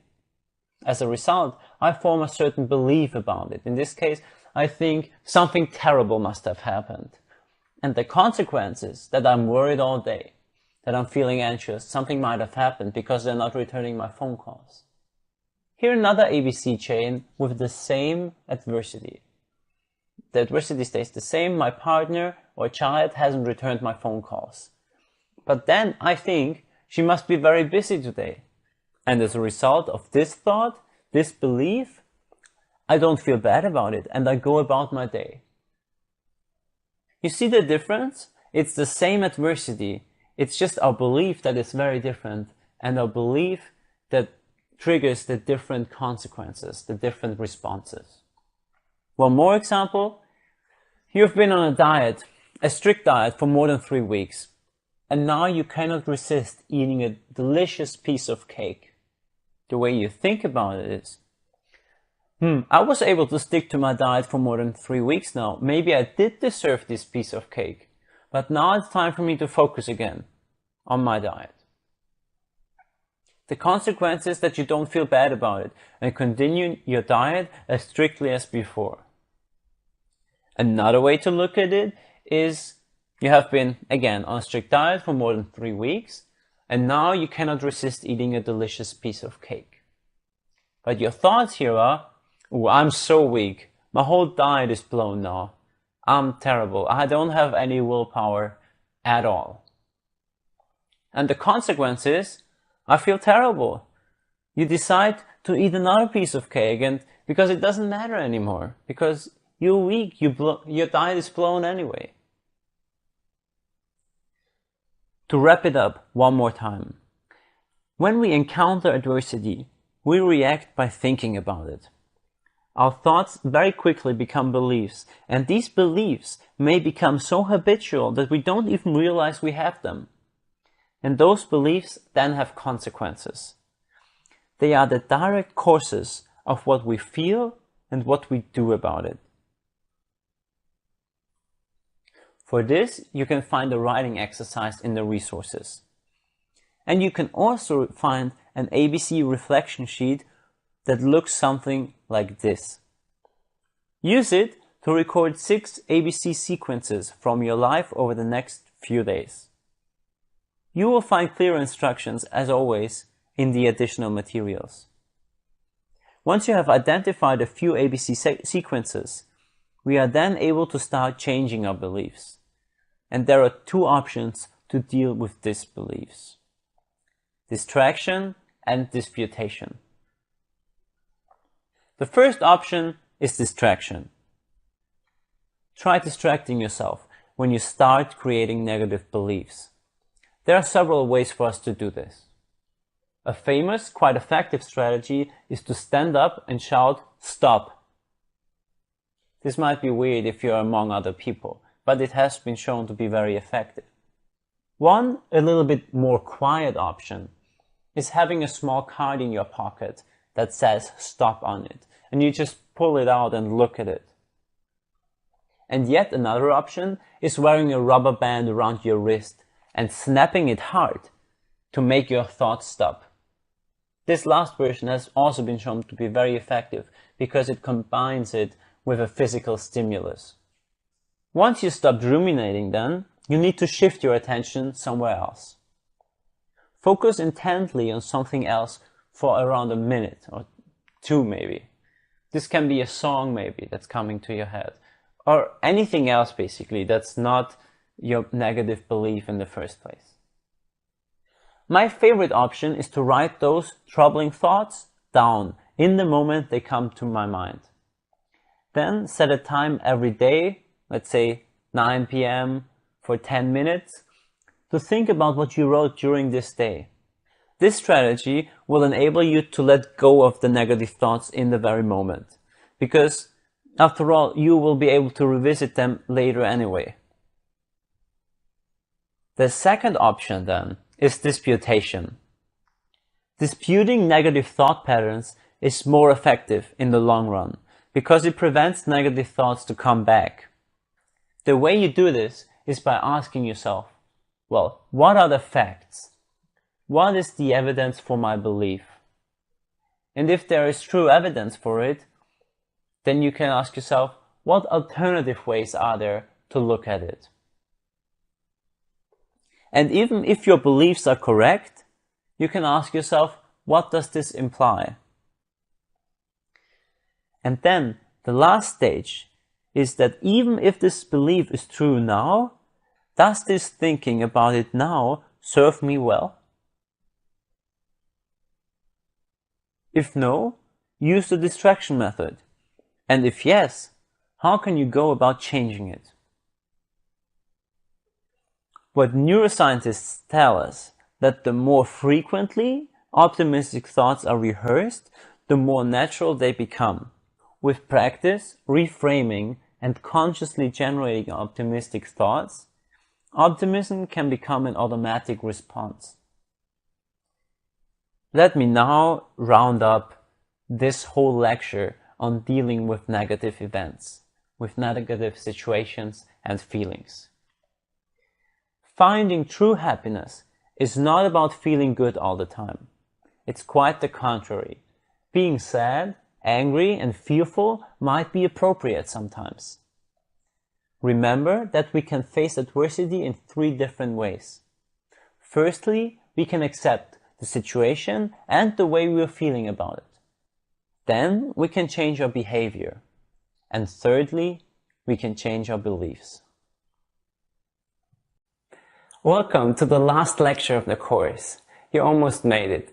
This is just a summary of the most important points that we discussed throughout this lecture.